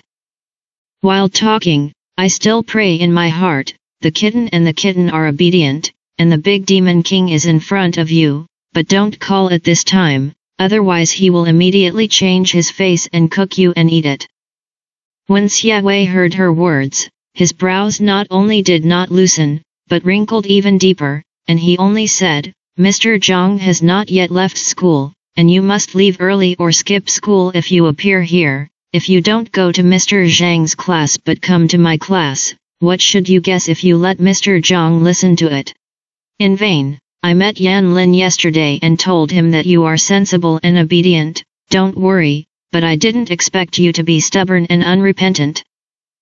Zhang Xuning choked when she heard this. Although she was also very unhappy with Xie in her previous life, she hated and feared this person, but she subconsciously thought that he was different from other gentlemen, and she did not despise them as contemptuous as other gentlemen, but now she reprimanded them indiscriminately and carried Yan Lin out. It was a soft sore spot for her. Not to mention that today I also noticed some ominous clues from Shen Zi's unusual attitude. She looked straight at him. His eyes were red, but he didn't shed tears, but he had an unprecedented injustice and anger, and his chest rose and fell, and he felt a surge of spirit, which he couldn't suppress no matter what. So much so that at the moment when Xie walked by with a cold face, she was vicious. The cat that was originally hidden in her sleeve was directly hugged out by her, condensed a face, and handed it to Xie. Meow. The kitten, who had been lazy and drowsy in her sleeve, was suddenly lifted up by her, and the hair on her back stood up in fright, and she screamed in panic at the right time. Xie just got the secret report from Sinaing Palace, and when he came back and saw Zhang Xuning skipping school, he naturally couldn't pretend to be a good face, and he flicked his sleeves and went up the steps to enter the side hall. Where did you expect Zhang Xuning to hide Qinqin in her sleeve? When the group of kittens came up to him, his pupils contracted violently, his eyes were dark like a tide, his face was pale, and a string of goosebumps appeared on the back of his whole hand, and he immediately took a step back, and raised his sleeve to brush Zhang Xunning's hand away. Zhang Xuning was afraid of hurting the kitten, and after being brushed away, the kitten was frightened, and immediately broke free from her hand, jumped to the ground, and ran away along the palace wall with a smoke as if she was the king of Yama. Only Zhang Xuning and Xie were left standing face to face. Zhang Xuning had no expression on his face, and Xie had no expression on his face. Chapter 61, Making Mistakes. The eyes are facing each other. Zhang Xuning was surprisingly calm. She was not a good-natured person, and once her patience and resentment reached a certain critical point, and she was provoked by a harsh sentence in Fang Cai's words, she was like being ignited by a falling spark, and exploded heavily, doing extraordinary things that she wanted to do but did not dare to do before. It's a revenge. And it's just a revenge.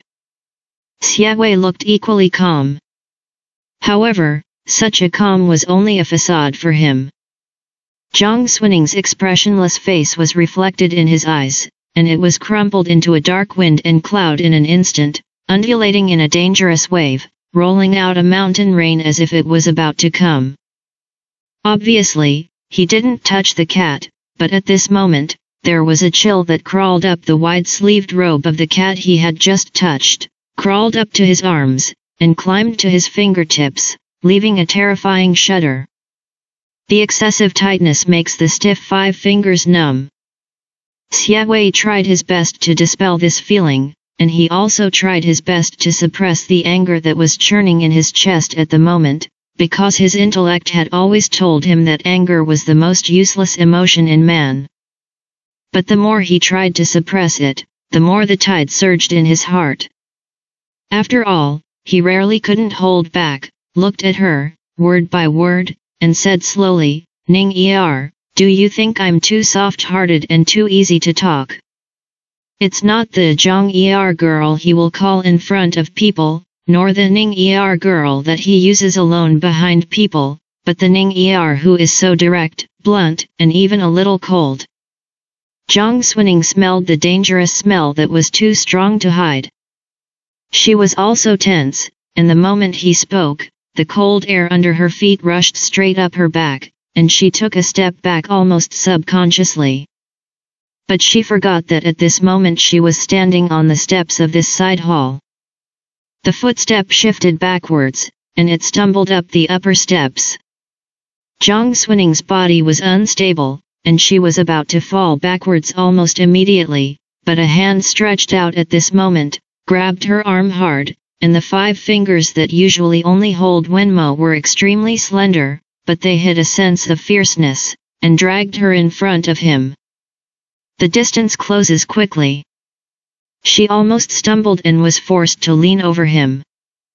The palm that grabbed her arm was as hard as iron tongs, and even made her feel a faint pain, and when she raised her head with palpitations, she only saw Xie Wei's hidden neck with green tendons, the stagnant Adam's apple, the tight Adam's apple, and the thin lips that flattened the lip line, and a pair of cold and lonely eyes. This is similar to Xie Wei's usual appearance in front of people, just like 2 people. Zhang Xunning's scalp was numb. Even in the previous life, when he saw him holding a longbow and leading people to block the palace gate, and coldly watched the chaotic party slaughtering the royal family, he had never had such a terrible look. She wanted to retreat, but she was tightly restrained by the other party. She should have screamed, but she couldn't make a sound in her throat. He looked down at her almost condescendingly, and his standing figure was like a majestic mountain, with a kind of heavy condensation, and he only said, "You are very smart and pampered. Since the last time you entered the palace, I warned you not to make me angry." Zhang Xuning then sneered, "I am pampered, after all, as young Master Xie said, I am stubborn and unrepentant. I didn't know that the young master had repeatedly tolerated me." Xie Wei said, "Should I train you?"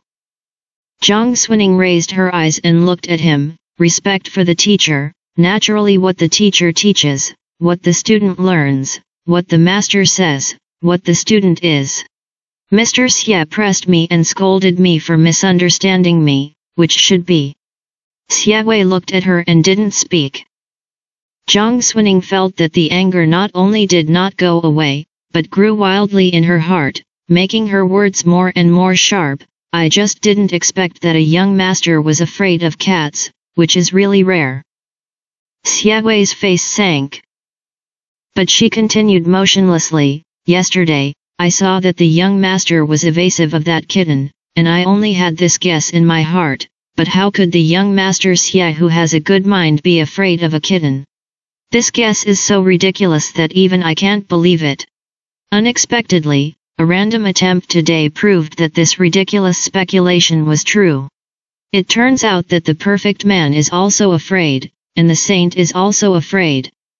Before today, Xie Wei was a perfect person in the eyes of everyone, even half a saint. There are few things in the world that can make him change color, and Zhang Xuning, who was reborn, was even more terrified because he knew his details.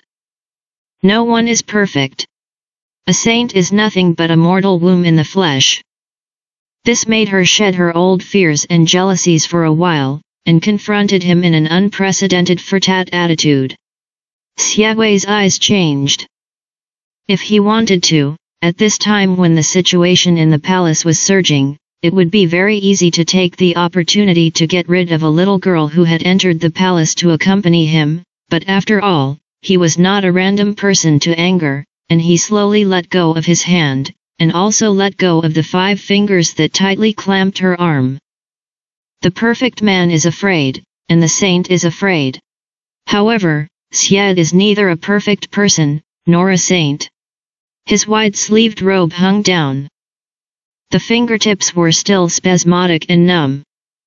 There was no undulating voice, deep and slow, but the gaze that fell on her seemed to have weight. Zhang Xuning, you should remember that some people are reluctant to touch something, not necessarily out of fear, or they may be hated and hated to the extreme.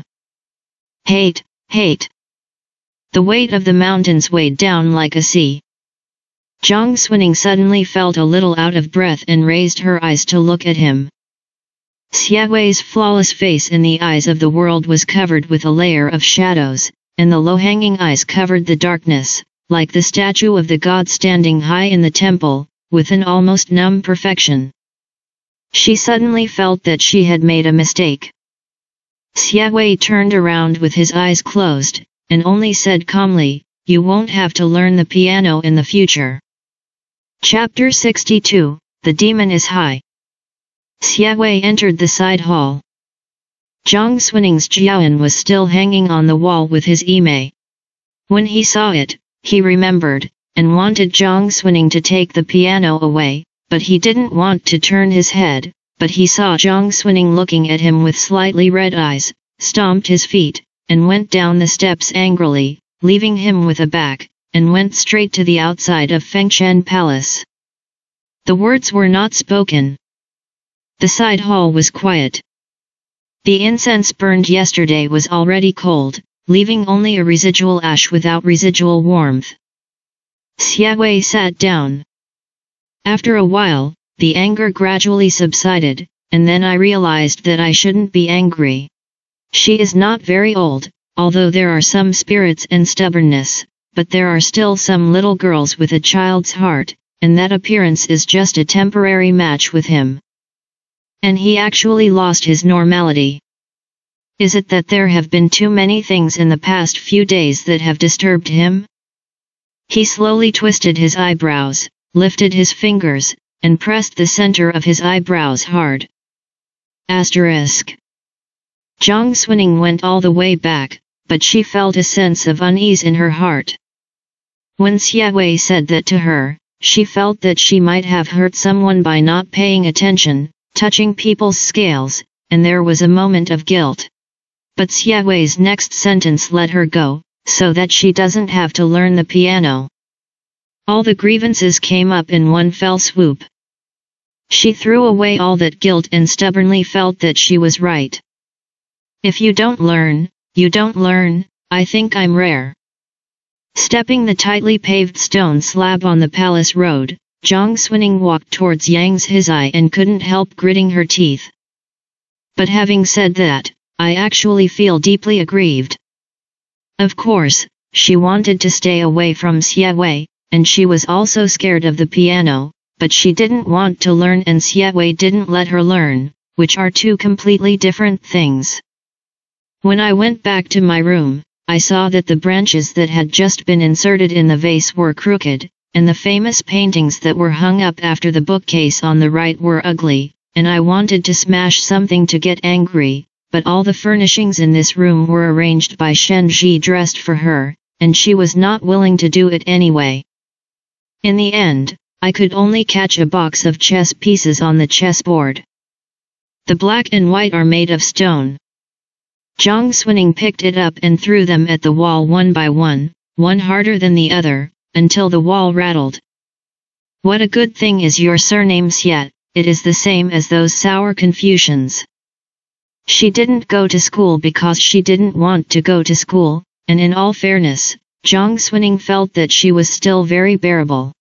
It was Zhao Yanhong who taught the book of songs who was eccentric, and Wang Zhu, who taught calligraphy, looked down on her and wanted to write cursive, and she didn't turn her face and didn't learn, but forgot about these details and listened to them. The tension weight is different. She couldn't hear this man standing in the temple talking nonsense and disgusting words. Zhang Xuning thought that Xie Wei was extraordinary. Although this person did have conspired against and slaughtered in the previous life, it was precisely this that proved that he was not a person who followed the rules, and he should be able to understand the reason why she was unwilling to go to that heavy school. But she just said that she didn't want to go to school, and Xie Wei didn't even ask the reason and said that she was stubborn and unrepentant. What is the difference between being so assertive and stubborn and those disgusting gentlemen? Even though her own death in the previous life was inseparable from this person's rebellion, she never felt that Xie Wei was a villain and a mediocre person. On the contrary, from another point of view, she extremely agreed with this person's ability and talent. Today, however, all this impression is shattered. It's just because of his speculation and arbitrariness after hearing that she doesn't want to go to school. This person suddenly plummeted in her mind, and fell into the vulgar mud heap of the slaughtering market, just like those old immortal sour rot, and could no longer be called a half-saint. Smack! Another piece was thrown hard by her and hit the wall, then bounced off and rolled to the ground. Zhang Xuning didn't even look at it with a cold face. The eyes were nailed to the wall, as if they were nailed to someone, and they were shooting through someone, revealing a little coldness.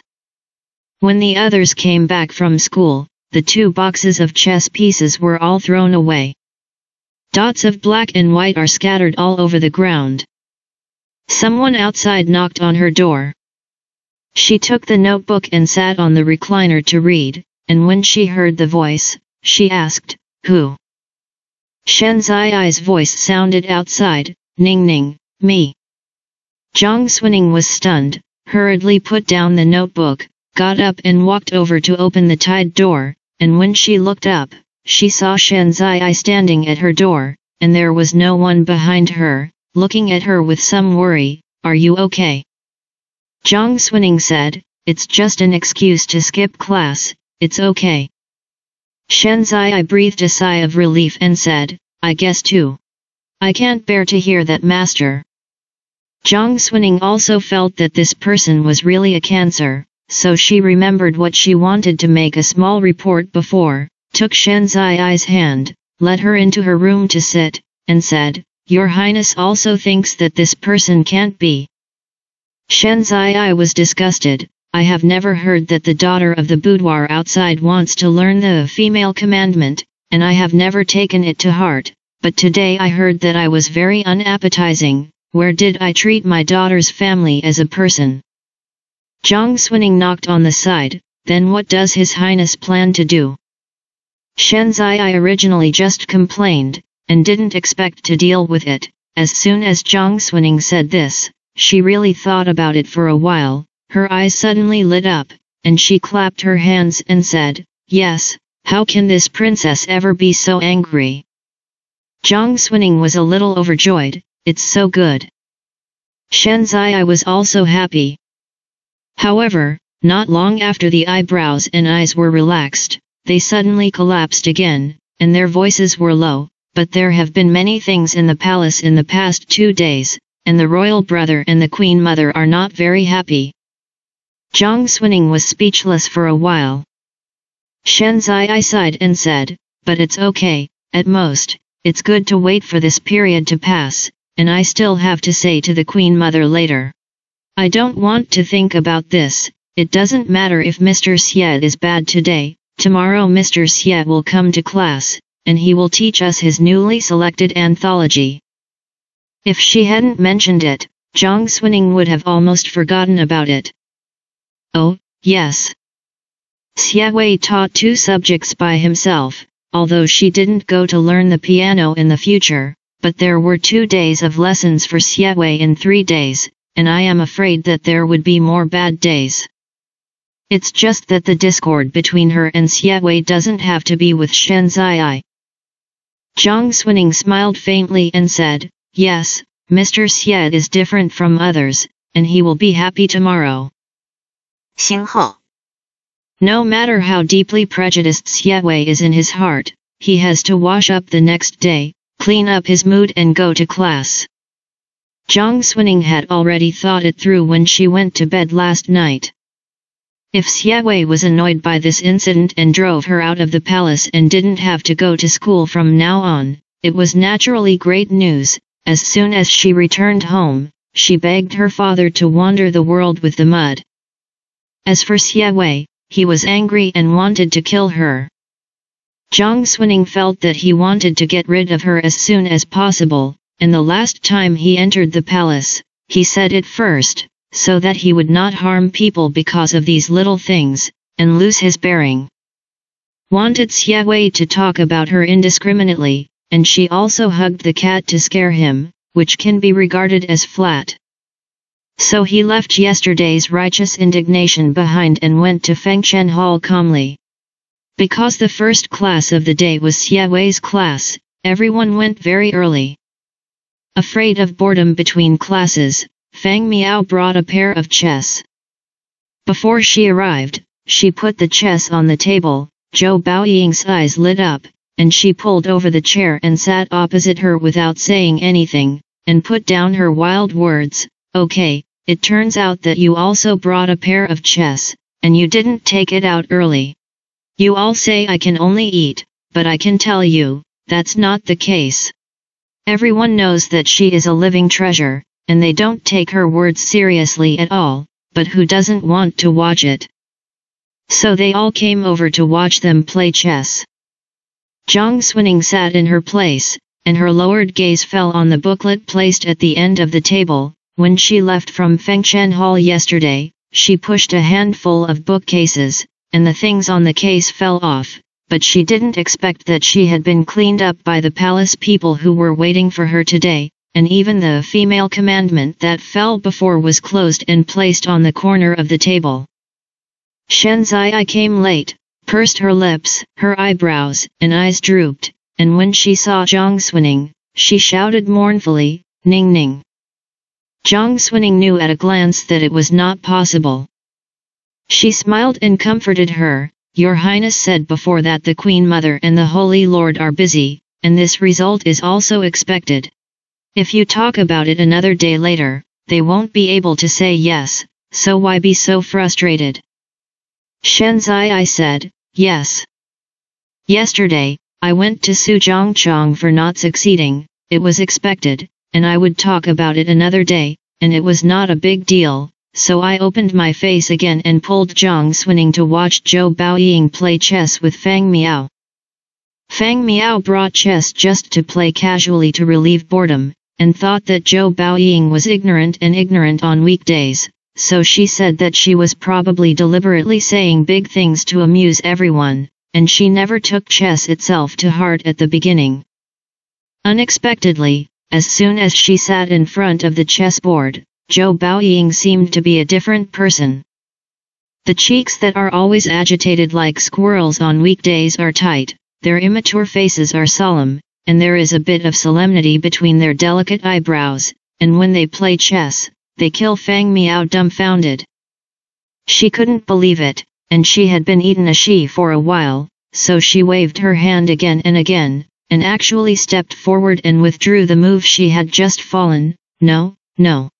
I haven't thought about it yet, I won't play here, I'll change here. No regrets. Zhou Baoying was stunned. How can this be?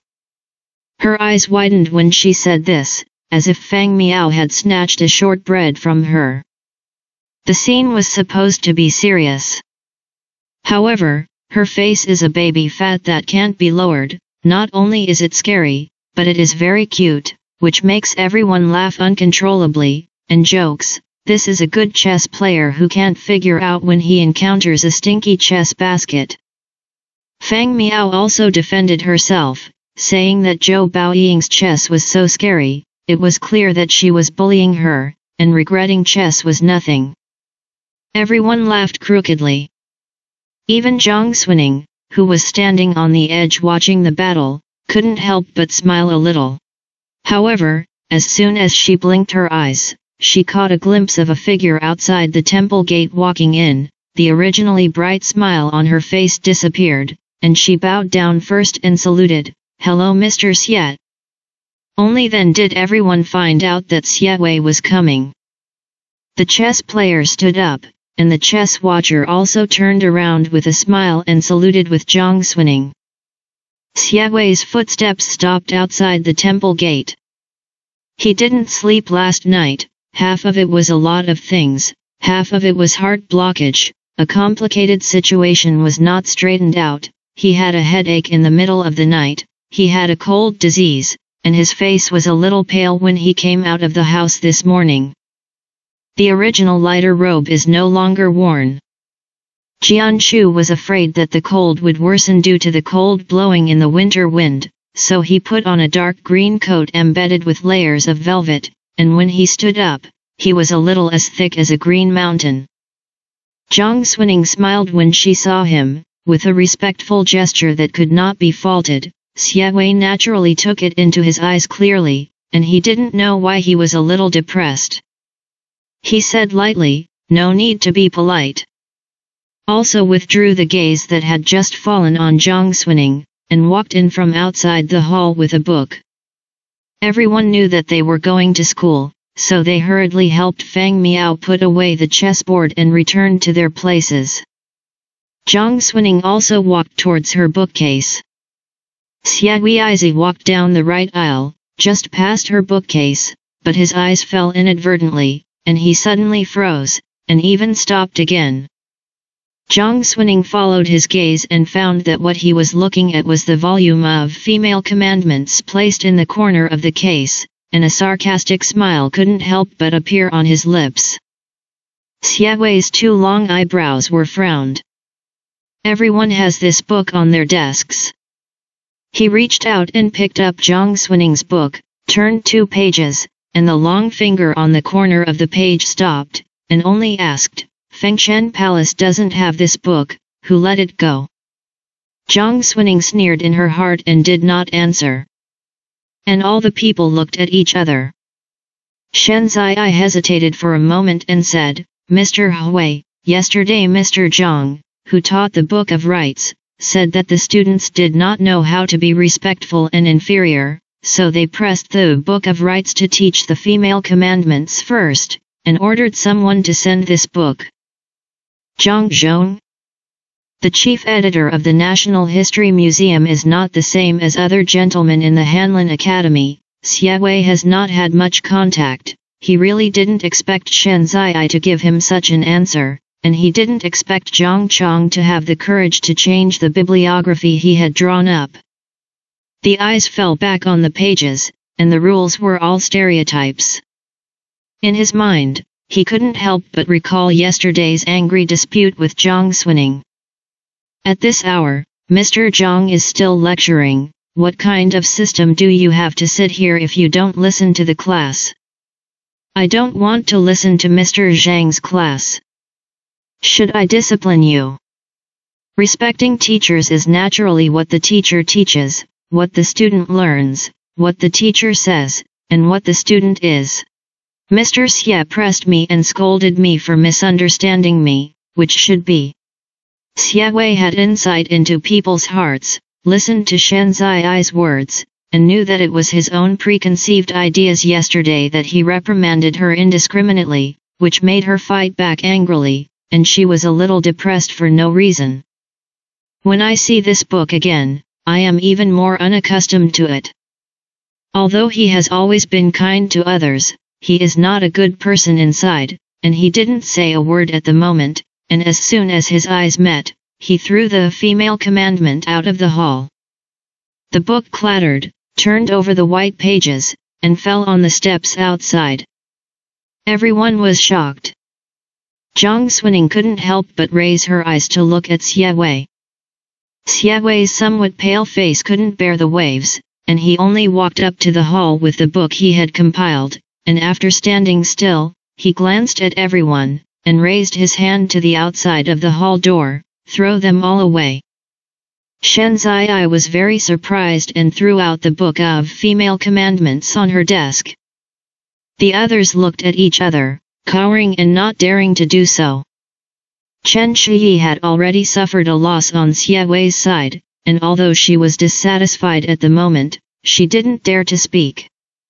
Yao Rongrong's voice then seemed very weak, that Mr. Zhang's. Xie Wei lowered his eyes and didn't care at all. Anyone can see that he is in a much worse mood than when he was teaching the piano the day before. Seeing that few people threw it, he didn't bother to say more. He only put down his book flat, and said lightly, "Class."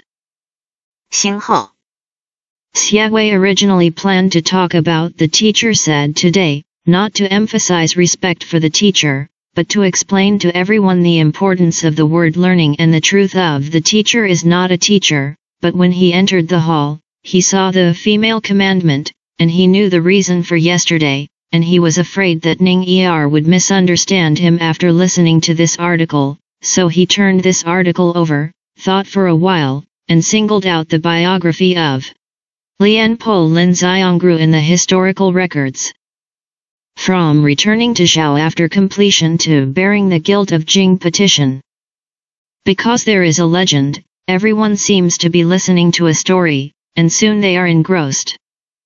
When he said that Lian Po misunderstood Lin Xiongru, he couldn't help but look at Zhang Xuning, but saw her sitting in the corner unconsciously, although she didn't desert, but she didn't look very serious. His brow furrowed again.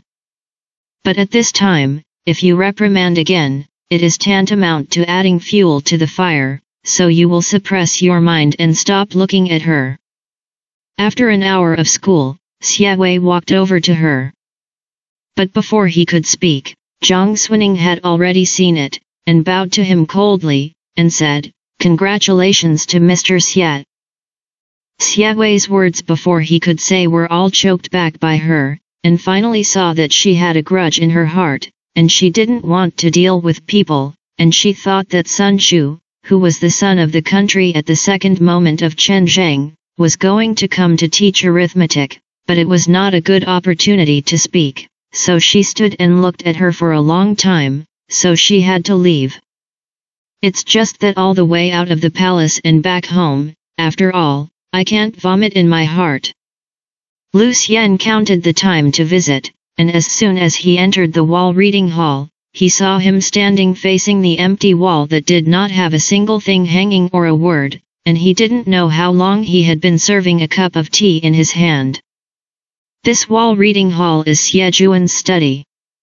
It has always been difficult to solve things before standing on the wall, and there is nothing on the empty wall in order to clear the mind and meditate. Why is it today? He sat down behind Xie Wei in a literate robe, and only said, "I went to the palace for no reason to teach those girls what to do. I usually can't move away from the feast, and now I have a group of students. It is even more difficult to see you, and I am in the palace for 5 or 6 hours a day. I came here today to tell you that you Fang Yin, what happened to your posture?" Xie Wei felt that he was noisy.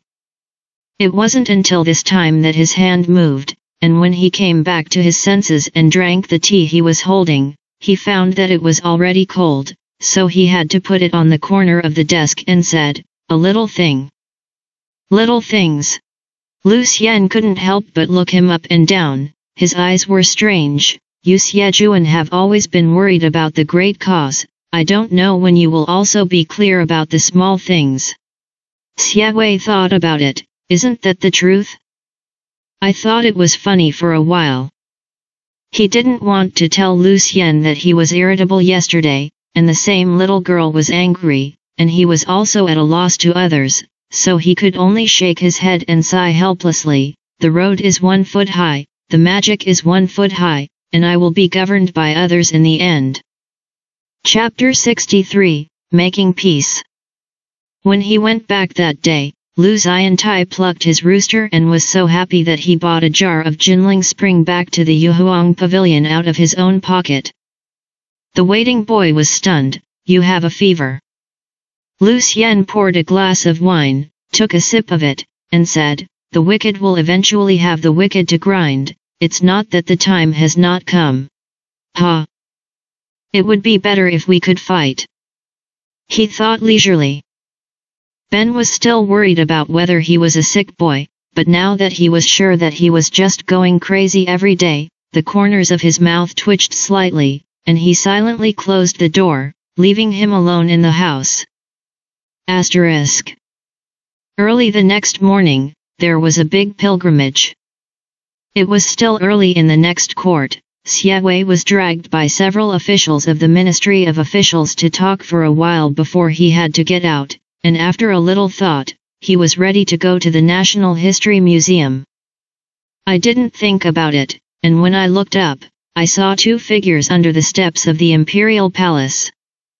The person on the left has a square face, and when he talks to the person on the right, he has a casual smile on his face, which is the current Chen Ying, the right attendant of the criminal department. The person on the right is a little raw, wearing a black official robe, with upright facial features, a cold face, and lowered his eyes, which actually gives people a sense of indifference and coldness.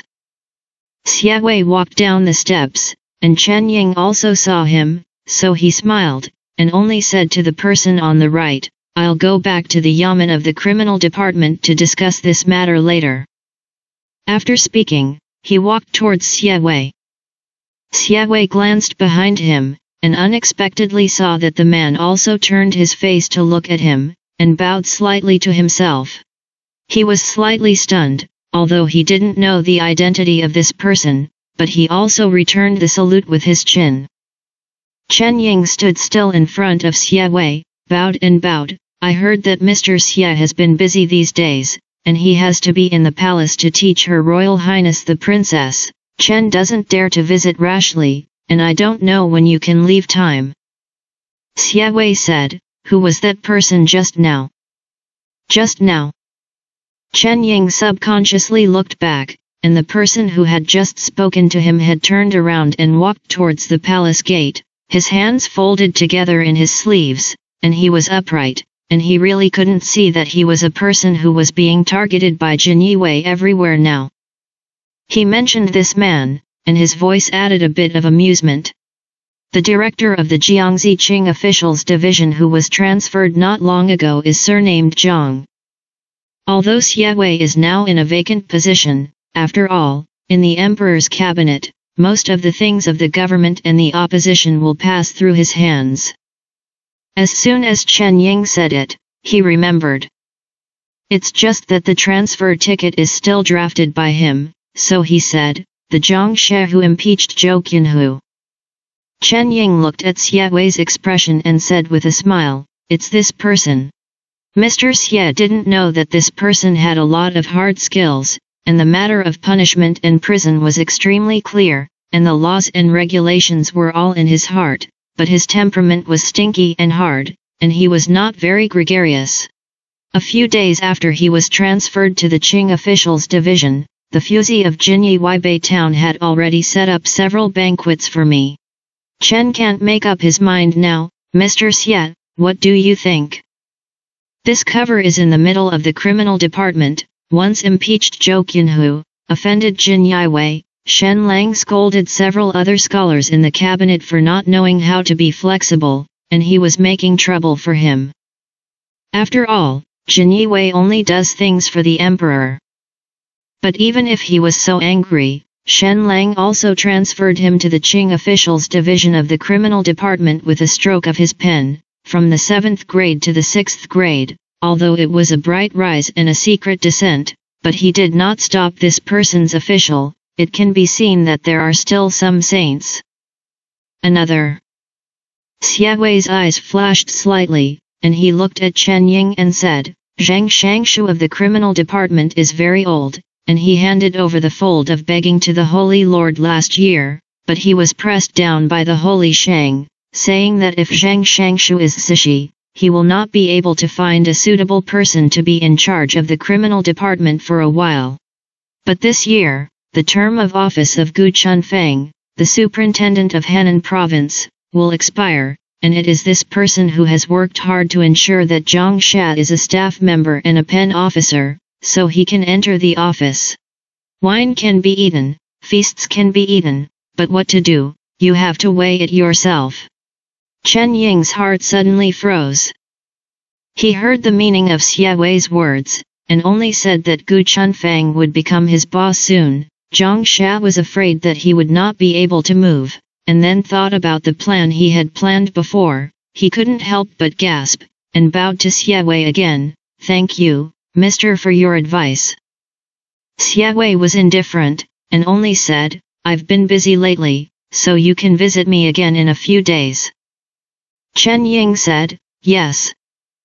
Xie Wei didn't say anything more, said goodbye to Chen Ying, turned around with his hands behind his back, and went straight to the direction of Wuying Palace. The National History Museum is subordinate to the Hanlin Academy, located in the east and west corridors of the Wuying Palace, and is mainly responsible for compiling and repairing the history of the country and listing the legends of the heroes. As soon as the early dynasty ended, all the compilers and cultivators were drinking tea in the hall. Generally speaking, at this moment, there will be some things that are happening upwards, or interesting anecdotes from all over the world, and if Yaxing comes, he will also chant poems and talk about literature. It's just that today is different from the past, and the atmosphere is a little depressing. Zhang Zhong, the chief editor of the National History Museum, looked at the 8 copies of the female commandment placed on the case. His face tensed and turned purple, and when he reached out and turned the most surface of the book, it was still stained with mud, as if he had been thrown to the ground, and his eyes were even more angry. The little eunuchs who delivered the books couldn't help but shrink their necks. The next moment, I heard a loud noise, and Zhang Zhong slapped the table and stood up, and asked loudly, it's the other way around, it's the other way around. Who dared to throw the book issued by the official after eating the leopard's guts, and dared to send it back to the official? His voice fell, and a laugh came from outside the National History Museum. Mr. Zhang is angry. There was a sudden silence in the National History Museum. Zhang Zhong heard the voice and turned his head to look out of the door, and when he saw Xie Wei walking in, he couldn't help but suppress Fang Cai's anger a little, but he still didn't have any anger. The young master came just in time. Look at the group of female students in Fengshen Palace. They don't respect teachers and don't study, they are lawless, and they don't know who gave them the guts.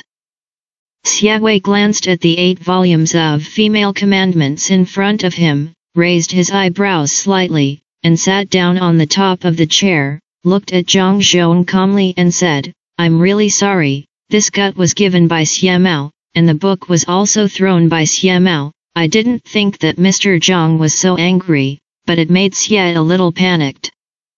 What? Zhang Chong only felt a buzz in his head, almost couldn't believe what he heard, and after the words turned 3 times in his mind to understand the meaning, he looked at Xie Wei's calm and smiling face in front of him, only to feel a fluster. The hairs on his back were faintly erect, his legs and feet were weak, his body shook, and he almost couldn't stand firmly. Asterisk. It was Zhao Yanhong who was talking about the book of songs in the hall, and Zhang Xuning was listening below, but he was a little absent-minded. After Xie Wei left yesterday, there was something strange in the entire Fengshen Palace.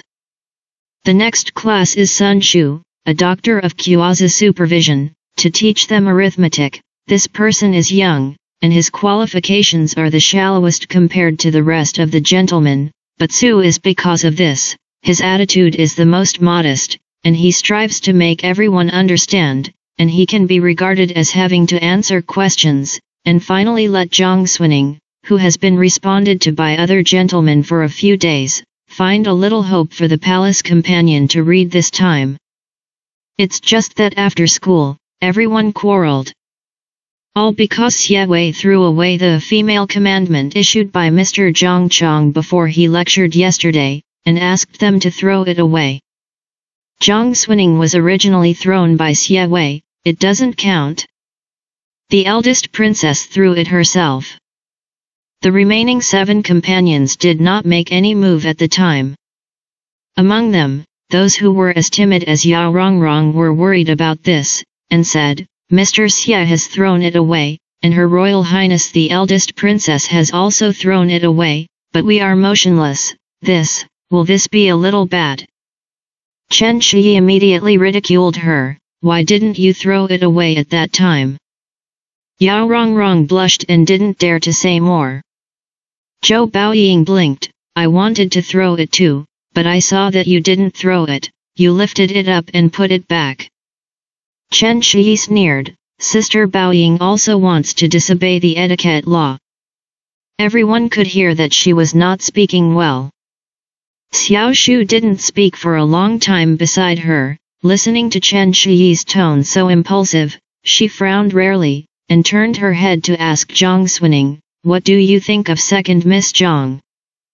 Zhang Shui didn't expect Xiao Shu to come to ask herself, and she didn't know what her purpose was, but anyway, her books were thrown away by Xie Wei, and Xie Wei carried the pot, so she said truthfully, if you want to throw it away, and keep it if you don't want to throw it. Xie Wei didn't bother to care. She answered like no answer. Xiao Shu glanced at her deeply, and turned back to everyone. The lecture in Fengshan Hall is based on Mr. Xie's horse, and although the rest of the gentlemen are knowledgeable and old, they can't even remember their names and surnames on the holy side. Mr. Tse's original bibliography did not include the book The Female Commandment, and the argument was that Mr. Chung was arguing on his own. I didn't know it before, but now I know it, and I should change it. And we waited for Her Royal Highness the eldest princess to read, and even Her Highness threw it away, but we waited for the companion to read but watched the fire from the other side, and those who knew said that we were reading for Her Highness, and those who didn't know were afraid that Her Highness was reading for us. Chen Shi never expected Xiao Shu to say this, and suddenly got up, Shu is also in favor of throwing books? But when I saw you sitting upright, I didn't make any moves, but now I come to analyze the pros and cons, which is really surprising. Xiao Shu was not angry, but said, I just think it's a little rude to throw a book. Yao Shi asked tentatively, what does Sister Yi Xiao mean? Xiao Shu said, we are just entering the palace to accompany the reading, and the relationship between the DPRK and China is involved in the whole body, and it is not good to offend Mr. too much, let alone throw books. I think it's better to collect the book and return it to Mr. Zhang. It doesn't matter if Mr. Zhang doesn't ask, if he asks, it is also Mr. Xie's instructions, so I can't count it as disrespecting the teacher. I just don't know what you think. It's a compromise. Xiao Shu had already talked about the pros and cons in her previous words, and everyone who was originally hesitant was basically persuaded by her and nodded in agreement. Only Chen Shi sneered at the corner of her mouth, looking at Xiao Shu without speaking. In the end, everyone returned to the Fengshan Hall and collected the books thrown away outside and the books on the desk, and Chen Shi did not join, so there were only 8 copies of Zhang Chong's Female Commandments sent back to the National History Museum. Chen Shi's book is still in the corner. I don't know what kind of face that face was after receiving the book again. When Zhang Xuning thought of this, she glanced at Chen Shi's position in front of her, then moved away, and her gaze fell back to the open book of songs. Today's learning is cutting 10.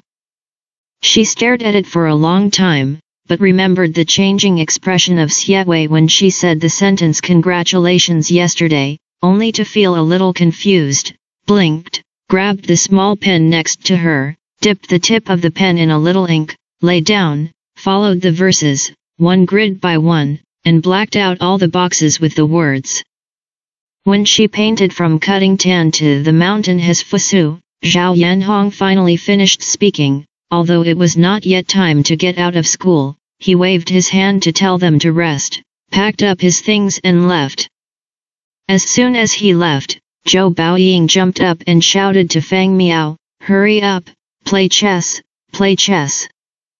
Fang Miao was speechless, sighed and put on chess, but she didn't want to play any more anyway. She only pulled the others, you come, you accompany her to play. Zhou Baoying was so anxious that she stomped her feet. "I will learn the piano again in the next class. Mr. Xie has always come early, you should hurry up." The crowd laughed. After all, it was Xiao Shu who was kind and sat down to accompany her. Shen Zai also saw something interesting when she watched them play chess in the past 2 days, and when she saw that the two of them were in a posture, she wanted to beckon Zhang Xuning to come and watch together, but when she turned her head to look at her, she felt that something was wrong. There was a piano on the table next to her, but her desk was empty. She walked over and wondered, "Ning Ning, are you not mistaken? Mr. Xie is going to teach the piano today, what about your piano?" Zhang Xuning was still turning the book of songs and painting the grid there, and when she heard Shen Zai's question, she was also a little bitter, and she didn't know how to answer for a while, saying that she was lazy at the beginning and didn't want to move around, so she simply left the piano with Xie Wei, and then she was so angry that she simply forgot about the piano. The fingers holding the thin pen paused. A little ink stained her fingertips, but she was still stunned and didn't let go. Xie Wei came from the National History Museum, but his footsteps were a little slow along the way. He walked down the steps to the outside of the hall gate, and when he looked inside, he found that the girl was sitting there with a pen, and all the words with boxes on an open book of songs had been scribbled, and his eyes couldn't help but stop for a moment on the page. "Is there still naughty?" He waved his hand to stop Shen Zai from saluting him, and only walked to Zhang Xuning's bookcase, and the words were stagnant in his throat for a while, and finally came out, "Today, I learned the piano, but Zhang Er's piano is still in the side hall. If there is nothing at this moment, it is better than Xie to go over and retrieve it." The voice was a little soft. Zhang Xuning turned her head and saw Xie Wei. It should have just come down from the court, and the court clothes had not been changed, wearing a dark coat with a black background, cloud and thunder patterns rolling the corners of the clothes, a waist seal, a dark ribbon, and a black robe, which was an indescribable demeanor and majesty, and it made her feel that she had seen Xie Wei in the previous life. But his gaze fell on her, but it was very peaceful. Zhang Xuning slowly put down the pen and stood up, wanting to refuse. But Xie Wei didn't give her room to refuse, and only said, "Come with me." After all, it was the qin that Yan Lin gave her. Zhang Xuning stood in place and hesitated for a moment, but finally followed Xie Wei's footsteps, walked silently behind him, passed a few pillars, and went to the side hall. There are no eunuchs waiting at the moment. Xie Wei stepped forward and pushed the door open, and when he looked back, he saw her standing at the door, and remembered that she was the same when she first came to the side hall, and she wanted to speak, but the words came to her mouth and swallowed back. He went in and took down both of the instruments that hung on the wall. At this time, Zhang Xuning moved and walked into the side hall. She recognized Jiaoan's piano bag, and when she saw Xie Wei take off the piano and put it on the bookcase, she only whispered Mr. Lao Xie, so she wanted to step forward and hug the piano and leave. Unexpectedly, Xie Wei glanced at her and said, "You said that I really brought you to fetch the piano." Zhang Xuning's movements stopped. Xie Wei caught a glimpse of the stained ink on her fingertips, frowned slightly, and pointed to the copper basin next to her that was filled with water to clean her hands, "Over there." Zhang Xuning followed his gaze and saw that her hands were stained with ink at some point, and when she looked at the piano bag, she knew that Xiaowei was asking her to wash her hands, and she breathed a sigh of relief in her heart, but she didn't want to say anything to him, so she walked over and pressed her hands into the water. The ink was sticky and hard to clean. Zhang Xuning washed expressionlessly for a while before lifting her hand out of the water, but when she looked up, she found that there was no towel hanging on the shelf. Xiaowei was very tall, and he sat on the edge of the bookcase and watched the whole time, and at this moment he only picked up the snow-white brocade handkerchief on the desk and handed it over, just like when he was attacked under the floor that day. Zhang Xuning was silent and took it to wipe her hands. Xiaowei didn't reach out to her until he saw that she had finished wiping, took the fang jinsa back, folded it into a neat side, put it back on the table, pressed it lightly with the tips of his fingers, turned his head to look at her, sighed and said, "Are you still angry with me?" Chapter 64, Don't take it as an example. Xiaowei also couldn't do anything about her, and there was a little helplessness in his voice. Previously it was on the gas head. But after these 2 days of calmness, Zhang Boyu and Yan Lin's original pleas and entrustment came to mind again, and he still promised it, just because of such a trivial matter as a cat. He spoke harshly to her, a little girl who was less than 10 years old, and hurt her face, which was too much after all. Not to mention that he was arbitrary. Some girls with little temperament have to be coaxed, maybe they eat soft and not hard, right? Xiaowei looked at her. But she looked up at him in some surprise, as if she couldn't believe that such words would come out of his mouth, but only this moment of emotional leakage, the next moment it was all in it, and he lowered his head and said, "Mr. is serious, and the student does not dare to be angry with Mr." Zhang Xuning didn't want to deal with Xiaowei in the first place. The impression left on her by this person in the previous life was too bad, and the more contact she had unexpectedly in this life was beyond her control. Reason told her that the farther away the better. Last night she went back and thought about it. Although Xiaowei threw away the female commandment, it is indeed not the same as the other gentlemen, and she also has the heart to defend herself is not for no reason not to listen to Zhang Chong's lectures, but calm down and think about it, it is not bad to misunderstand. Save Xiaowei Lao from carrying her by her side and watching. If you get a little angry, you can get a little angry. So she still put on an attitude of rejecting people thousands of miles away, turned around and hugged the piano diagonally from the case near Xiaowei, and wanted to say goodbye and leave.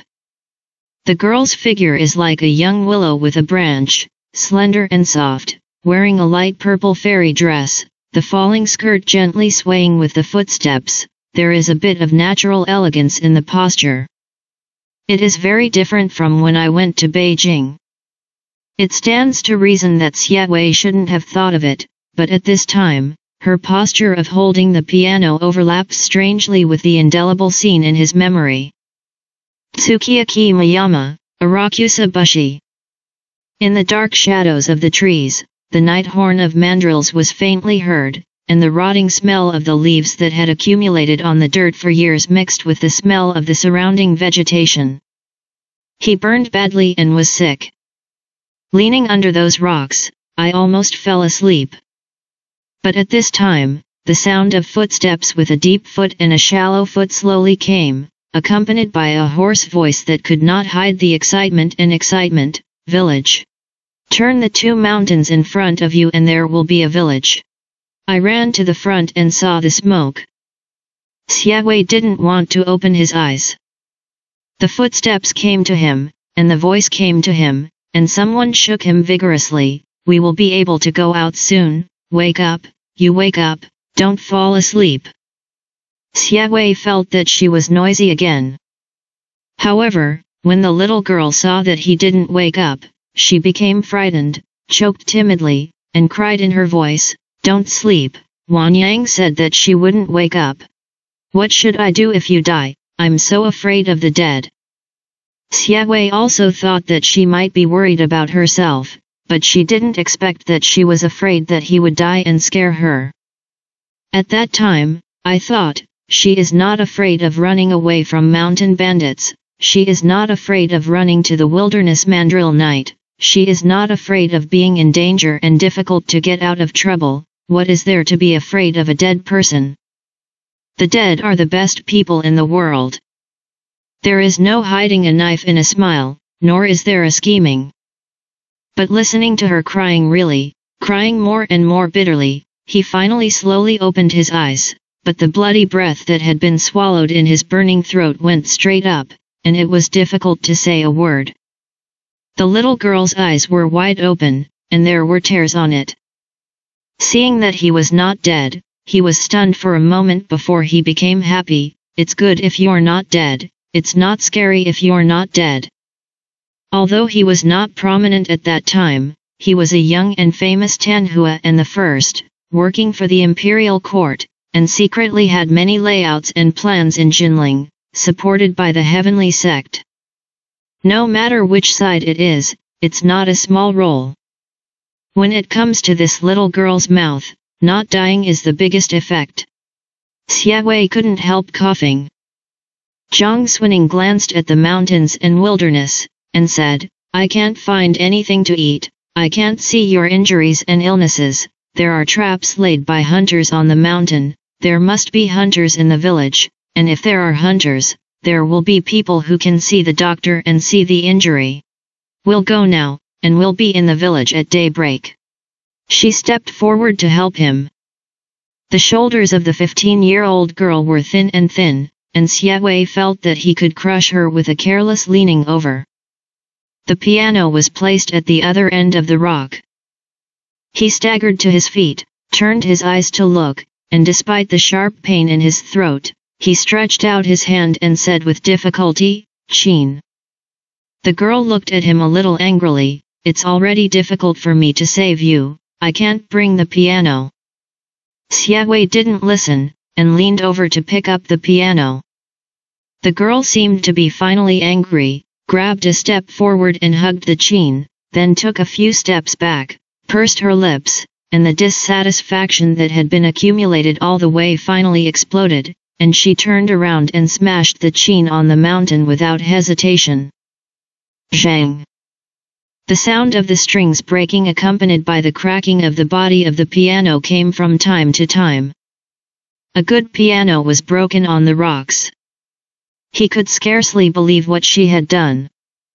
The girl looked back at him awe-inspiring and said, people are going to die and still think about useless things, and people like you don't deserve to live. The frost moon that night shone on her like a layer of snow. Xiaowei crawled out of the sea of blood in the mountain of corpses, and it took more than 20 years to work hard to survive, but it was the first time that he was smashed by someone, and he scolded not worthy of life. It's unprecedented. Later, they really arrived at the village, and luckily met the messenger sent by Zhang Boyu to find them, so they were able to really get out of danger. It's just that the battle for the throne in Beijing is surging, and the government and the opposition are tense, and he secretly doesn't even have time to rest, and he goes to this lila field for more than half a year. When Shen Lang ascended the throne and the overall situation was settled, he finally had leisure. One day, I visited Jiang's house.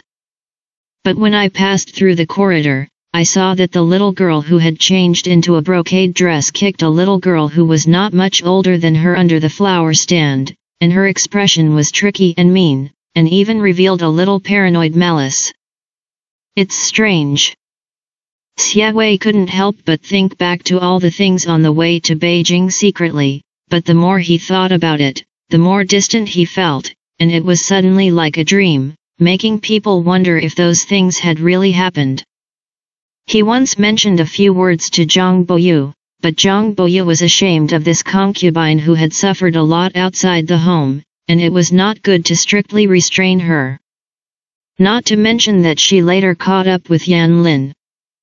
The young man is young and vigorous, and he doesn't know how to restrain himself, let alone the truth of overreach, so he insists on indulging her in nonsense. The prosperity of Beijing is harmful after all, and it slowly wears away the shadow and character of the old days. Xiaowei rarely thought about those things anymore. Only occasionally do they pop up without notice. But I don't feel too deeply. The girl at that time and the girl later were already two different people. He thought that whether it was Zhang Boyu's entrustment or Yan Lin's request, he could refuse. But why did you say yes? Sometimes people will inevitably go astray, but if someone can tell her what is good and how to be good, it may not be impossible to return to the right path and regain her original heart. It's just that after this period of contact, seeing and hearing with his own eyes, Xiaowei felt that this little girl's kindness was still there, and although her temperament was still a little worse and irritable, it was much better than in previous years. It's a little confusing. He didn't know if it was Yan Lin who taught her as Zhang Boyu said, and he didn't know if she grew up and knew things by herself. But it wasn't as bad as he thought. The knuckle pressed by the fingertips was slightly cool. Xiaowei withdrew his hand, and when he saw that she turned around to leave, he softened his heart and said, "Okay, I didn't ask the reason and misunderstood you first, you should be angry with me. Is this, admit your mistake?" Zhang Xuning was simply stunned, and looked back at him with wide eyes. Xiaowei smiled at her, his eyes were dark, but there were some stars missing. "What's more, I owe you. I owe it to you." This sentence is very light, but when it falls, it has a heavy weight. Zhang Xuning was depressed by his words, and only thought of the piles and pieces in his previous life, and felt ridiculous and stunned. "Don't just owe me, you owe me too much." She wanted to just say goodbye and leave. But at this moment, the footsteps seemed to be fixed on the ground, and it was difficult to take a step. The Xiaowei in front of her really subverted her perception of this person. He is a devil in the skin of a saint, a Rakshasa who comes to collect debts in the temple of Yama. Even if everyone said that he was peaceful and gentle, a gentleman, she didn't believe half a word. But at this moment, he looked at her warmly and admitted his mistake to her. Is she crazy, or is the world crazy? Or is it that she has never known the real Xiaowei? Xiaowei thought that she was talking for herself, so he got up and walked over, and also took his piano off the wall, and explained to her, "I didn't know what Zhang Chongji, the chief editor of the National History Museum, did at first, so I had a preconceived idea, thinking that you were stubborn and ignorant and didn't want to make progress. When I saw that book yesterday, I realized that he was good at making claims. I know that you don't like it, and I also know that this person is against the Yang and Yin, so he won't enter the Fengchen Hall in the future and won't give lectures." Zhang Xuning subconsciously said, "He won't teach." Xiaowei lowered his eyes, and only said lightly, "Zhang Chong is old, and he is no longer able to cultivate history, and it is really a little embarrassing for him to let him give a lecture to Her Royal Highness the eldest princess. This is too subtle and tactful. If Zhang Xuning is still a stupid and ignorant girl, I am afraid that Zhang Chong is tired of them and is unwilling to teach them to read." But the day before yesterday, Zhang Chong was angry with her and said cruel things. Xiaowei threw away his book yesterday, and now he said lightly that this person will not come, and I think I know that Zhang Kongkai offended him, and it is not good. But actually a little happy? It would be great if the old man didn't teach them. Zhang Xuning bit her lip, feeling that she had already thought about drawing a line with Xiaowei, but at this time, her lips were still a little irrepressible curve. Xiaowei looked at her patiently. "I admit that I made a mistake this time. Zhang Chong is not here, and I blame you wrongly. You also hugged a cat to scare me. It should be considered a flattening, it should be deflated, right?" Sounds like this. But Zhang Xuning only felt that this person was talking like coaxing a child, and when she frowned, she was a little embarrassed. I don't have it. Xie Wei saw that she was a dead duck with a hard mouth, but he knew that the little girl always wanted to be faced, and when King Jun's long eyebrows were raised, he didn't go to pierce it, thinking that he would finally turn the fight into jade silk, so he relaxed a little. Only said, "It's just that what I said to you at the time was not a joke, and some things should not be messed around in front of me." As he spoke, he turned and picked up the pot on the table to pour himself half a cup of tea. It was said that he was not afraid of cats, but disgusted and even hated the thing. It's just that Zhang Xuning always felt very strange. Her eyes flickered. Xie Wei had just picked up the tea and took a sip at this time, and was just about to say that he would take the piano and return to the main hall of Fengshen Palace. Unexpectedly, there was a sudden voice behind him. Meow. Shiver and chill climb up instantly. With a shake of his hand, the teacup almost fell from his fingers, but the tea had already poured out and landed on the bookcase. Xie Wei really blew up his scalp, and suddenly looked back. But the side hall is clean, where is the shadow of half a cat? Zhang Xuning was the only one standing behind him, looking at him thoughtfully, and then slowly hooked the corners of his lips, as if he had found something interesting, raised his hand slightly, clenched it up and nodded forward like a kitten's paws, tilted his head, and said with interest, "Yes, Mr. Xie is not afraid of cats. But sometimes, it seems that it is not easy to distinguish between hatred and fear." Xie Wei's face turned cold. But Zhang Xuning put down his hand the next moment, and said briskly before he had a seizure, "Now it's out of breath." Xie Wei held the celadone teacup, and almost didn't crush it under the force. Endured it before saying, "My temper is not as good as Miss Ning thinks." Zhang Xuning was stunned, lowered her eyes. It was difficult to describe the feeling in her heart, and when she raised her hand to look at Xie Wei, she laughed, but her eyes were a little more serious. "Mr. Xie's temper is excellent." Xie Wei smiled angrily. He threw down the teacup, took a brocade handkerchief and wiped his hands, and said, "Who can hold on to your stubbornness like this?" Zhang Xuning raised her eyebrows, but snorted, "You don't have to worry about it, sir." Xie Wei thought about it too. He stopped and lowered his eyes to look at the water stains on the brocade handkerchief, laughed, and finally spared her, only hugged the ime, and said, "Don't take it as an example." Chapter 65, Framed. Zhang Xuning is not stupid, she has to have a degree of trickery, not to mention that she still treats Xie Wei.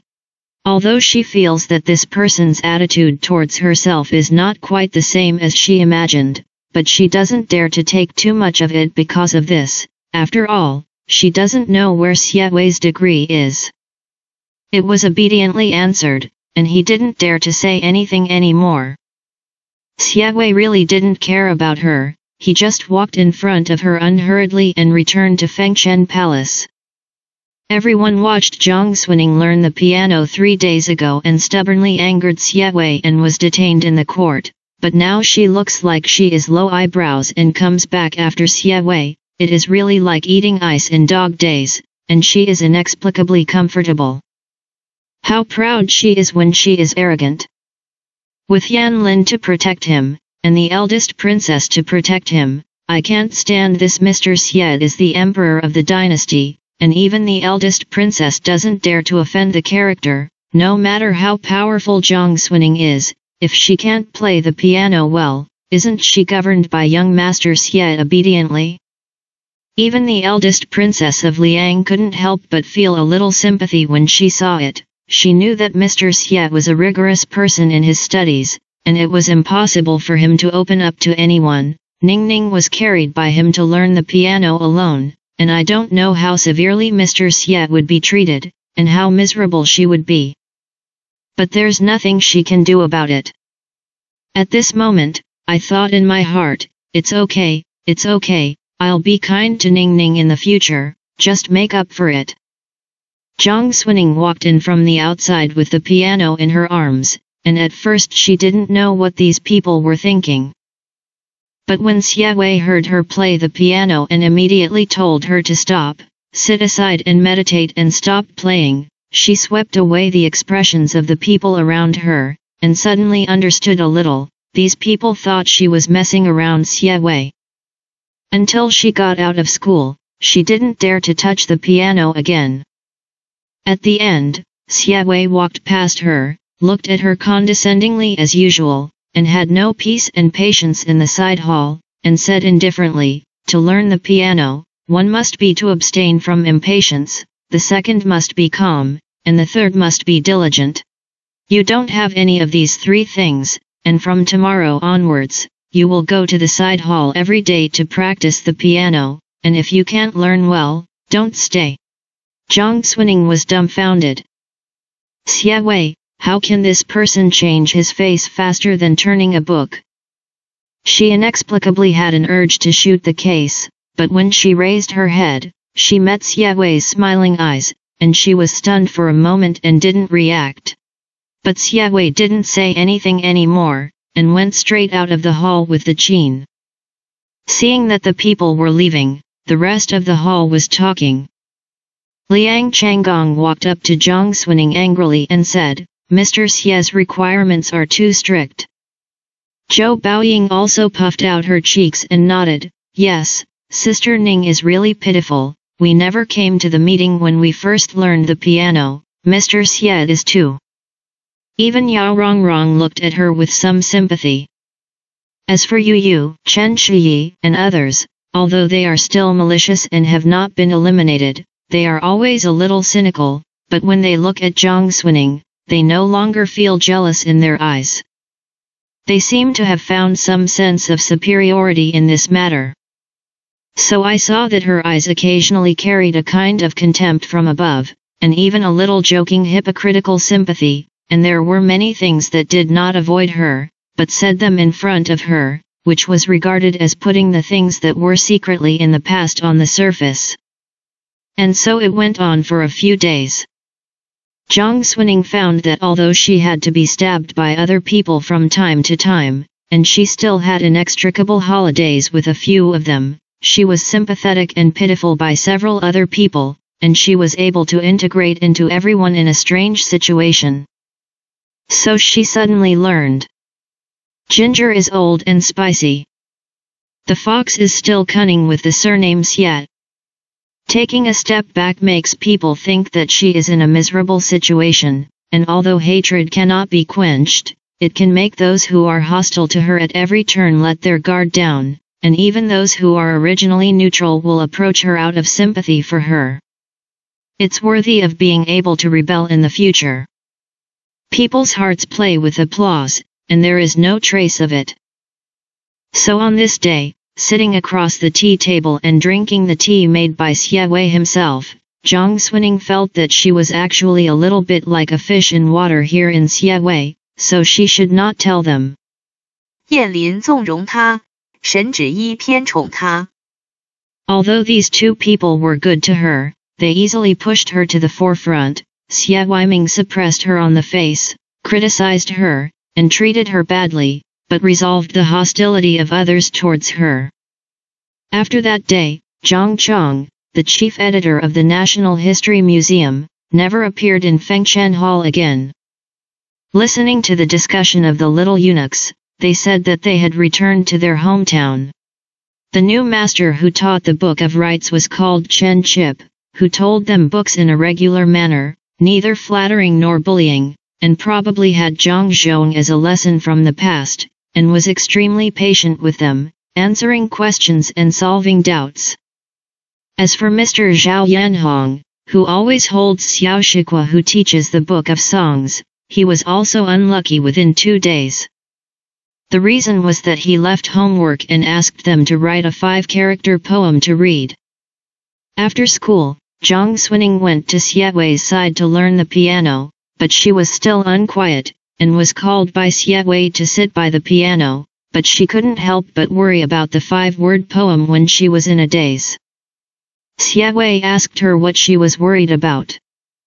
She said about learning poetry, and said, Mr. Zhao's knowledge is good, but no matter how good the studies of others are, he will not praise a word, although I don't like Chen Shiyi, but her poetry and ink may not be bad. Xiaoshu, Mr. Zhao's eyes seem to be Xiaoshu is good, Her Royal Highness the eldest princess ranks second, and others are the wild flowers and wild grasses do not count.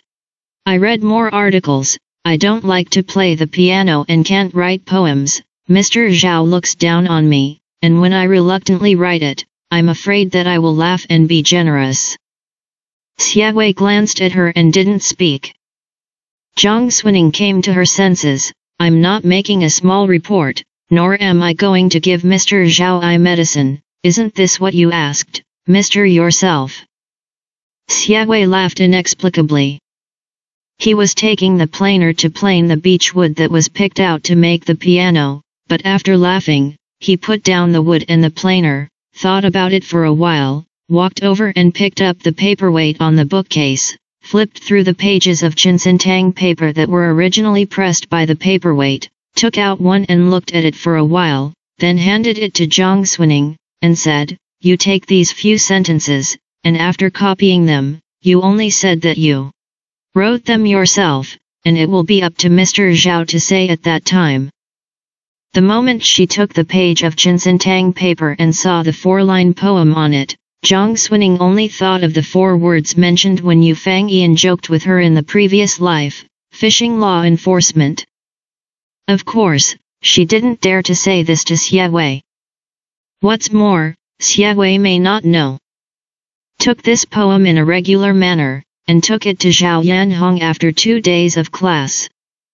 It was also that Zhao Yanhong didn't know the inside story of Zhang Chong, the chief editor of the National History Museum, and when he saw the poem copied by Zhang Xuning, he only glanced at it twice and said, What's the use of just rhyming?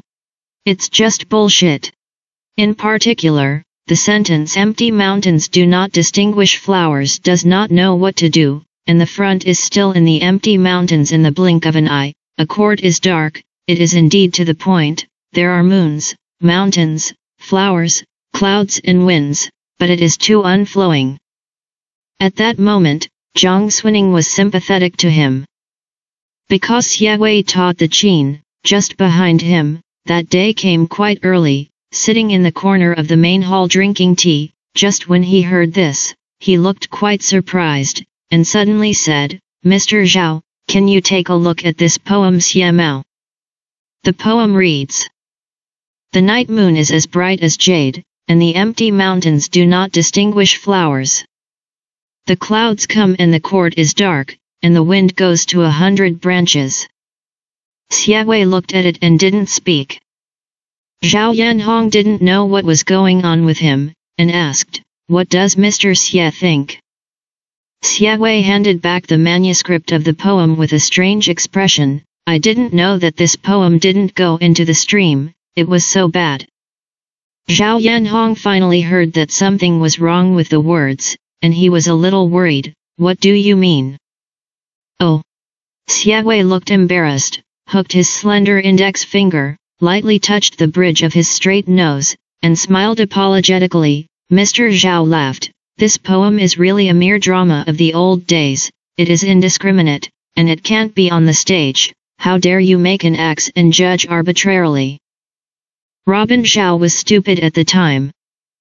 Xie Wei acted really, glanced at Zhang Xuning with a pulled face, and said, I think it was the second girl Ning who saw me when she was studying the piano with me in the side hall, and she borrowed it away, right? I didn't hear about Xie Wei afterwards. I only heard that Zhao Yanhong couldn't eat after he went back, and he couldn't sleep well, sighed at the lamp at night, saw people in a trance during the day, and the next day he asked to resign from the princess and didn't dare to teach the princess again. Zhang Xuning thought that this was the end of the matter. Unexpectedly, I heard Yao Shi, Chen Shiyi and others talk about it early this morning, saying that the saint pursued this matter and became angry, and one Zhang Zhong and one Zhao Yanhong were involved in a party-affiliated matter, and many people were dismissed, including the original bachelor of the academy, but Xie Wei was appointed as the new bachelor of the Hanlin Academy, and the unhealthy trend was eliminated. Everyone thanked Mr. for becoming more and more prominent. Zhang Xuning felt that this matter was in Xie Wei's plan from beginning to end, and even the trivial matter of the gentleman lecturing in Fengshan Hall could be used to make an article, and it was a step up in the court, which should not be underestimated. Xie Wei sat at the end of the tea table, waited for the boiling water to soak in the pot for a while, then poured the water in the pot into the sea of tea, and then lifted the tea cover, sniffed the lid on the fragrance, raised his eyes to see her wandering in the world, and said lightly, "In the past few days, I have asked you to meditate. You have not learned half of the tricks, and the kung fu of being in a daze at any time is becoming more and more profound. To this day, I have some suspicions that Miss Ning Er may not be hiding any gold and jade in this mess. What are you thinking?" Zhang Xuning came back to his senses at this time.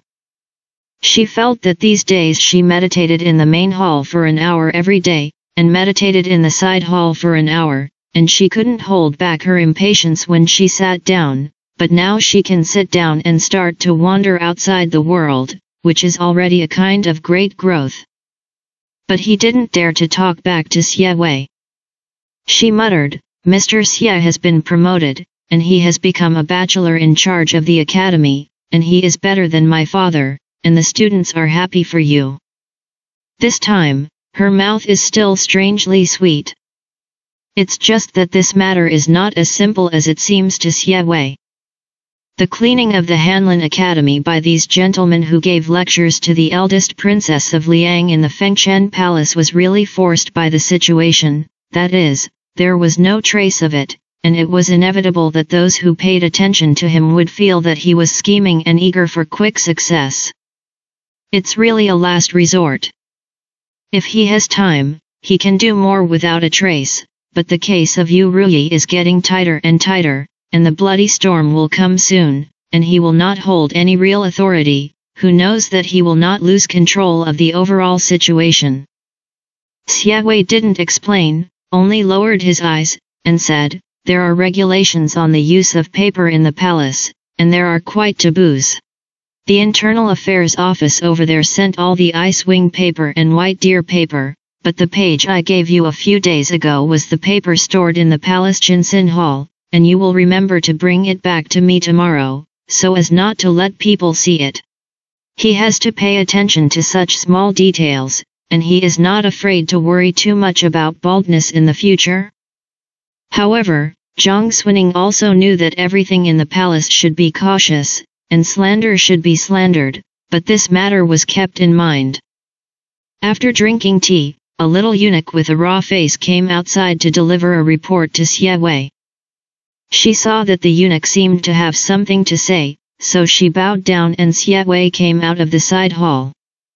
"When I went back to fasting, I saw that the people of the Shen Punishment Division dragged several gagged eunuchs from the direction of the inner palace to pass by, all of them with wounds and dying, and at a glance they knew that they had been tortured, and they didn't know how to do it." Zhang Xuning didn't dare to look at it anymore, and walked along the foot of the palace wall.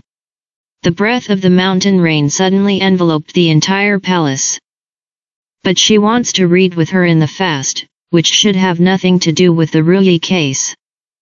Who knew that it was this night, when everyone was sitting in the Liashui pavilion to read books, a eunuch holding a dust whisk with a cold face, actually led a group of people into Yang's Hizai, and said with a wave of his hand, "Search our family carefully."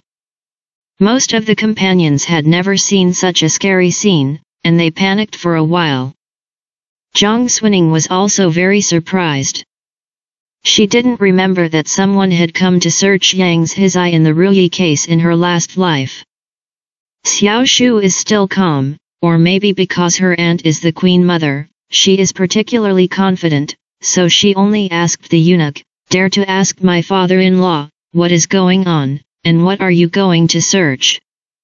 That eunuch is the new eunuch Wang Quan, the head of the inner palace.